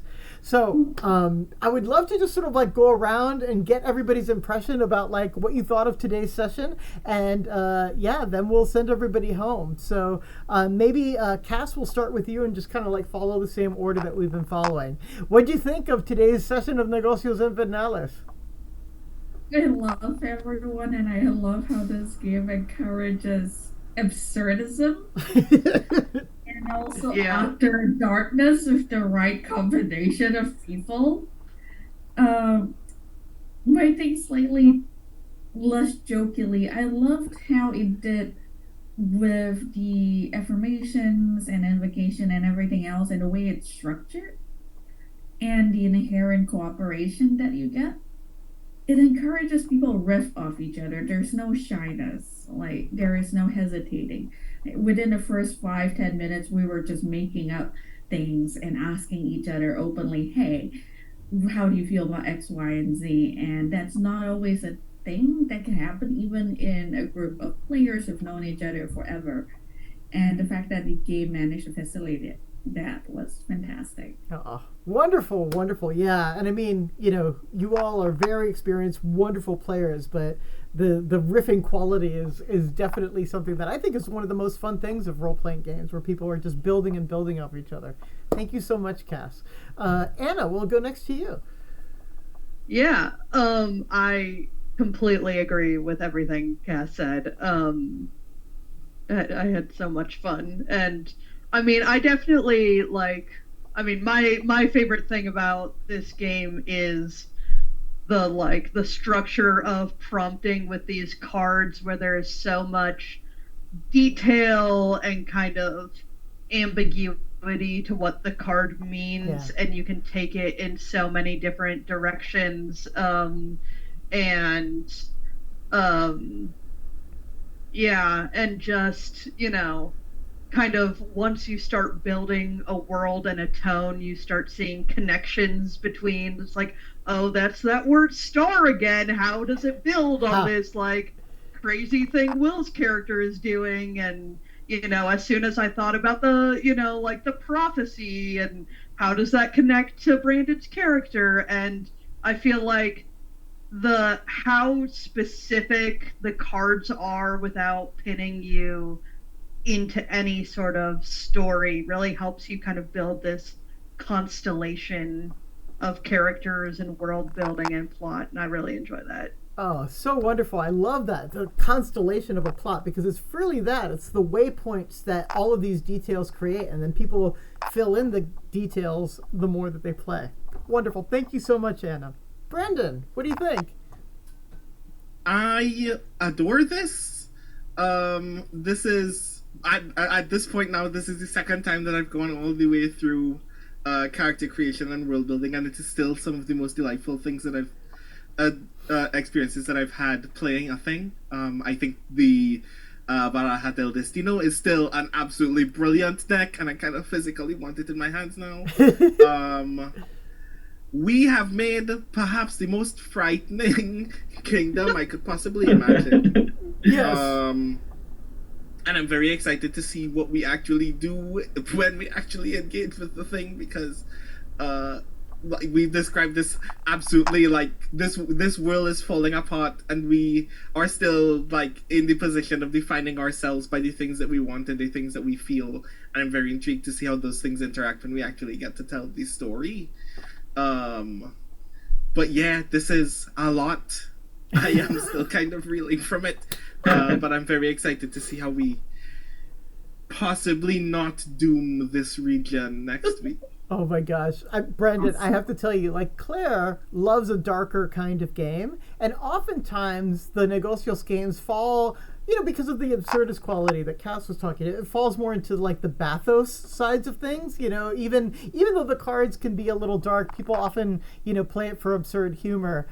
We went dark and amazingly dark in a way that she's gonna love. Wait till you see her flipper cookies next week when you describe all the monstrosities you have going on in this world. Oh my god. Yeah, because that was actually one of the things I was thinking about as well, that the game is written to lean into that kind of absurdity, and I think that the thing we're gonna get into when we actually play our next session is Reina Resoluta and her court think that this is all fun and games, but suffering is happening all around them.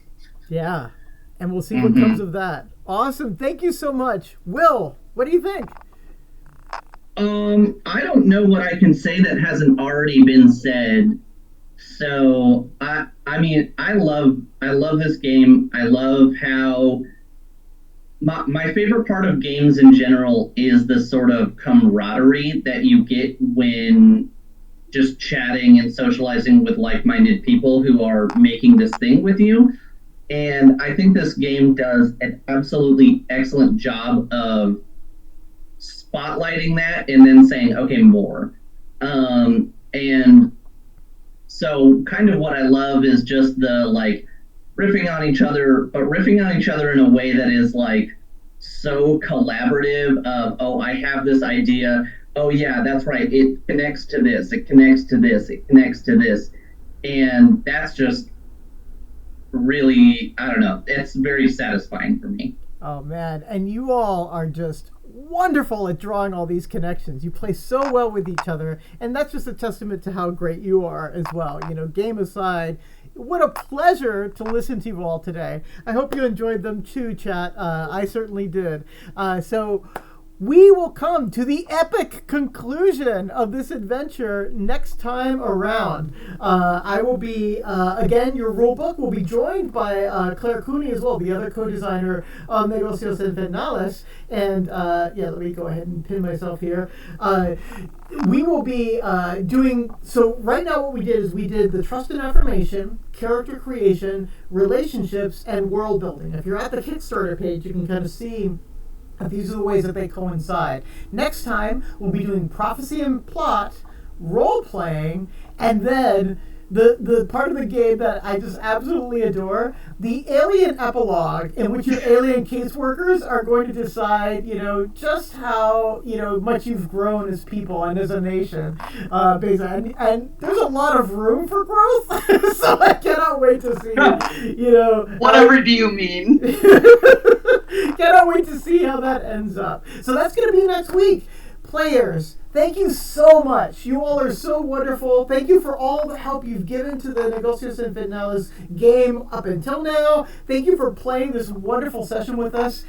Chat, thank you so much for sticking around and for watching all of this happen before your very eyes. Of course, you know this is not scripted in any way. We were drawing cards right off the top, and all of these wonderful players created a game before your eyes. This is the sort of game we want you to create too. So if you haven't already, I'll just one more time go ahead and put the Negocios Infernales information on the chat here.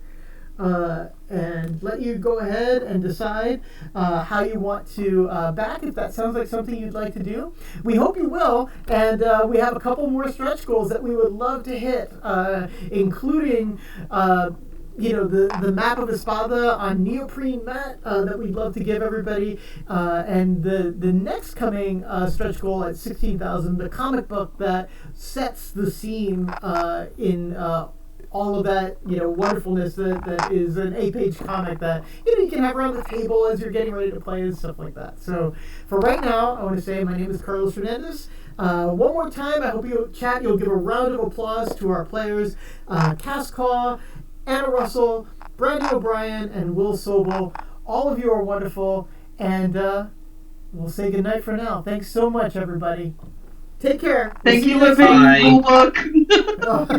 It's fun to be the rule book, man. Oh, it's so much fun. Thanks, everybody, and we are going bye-bye.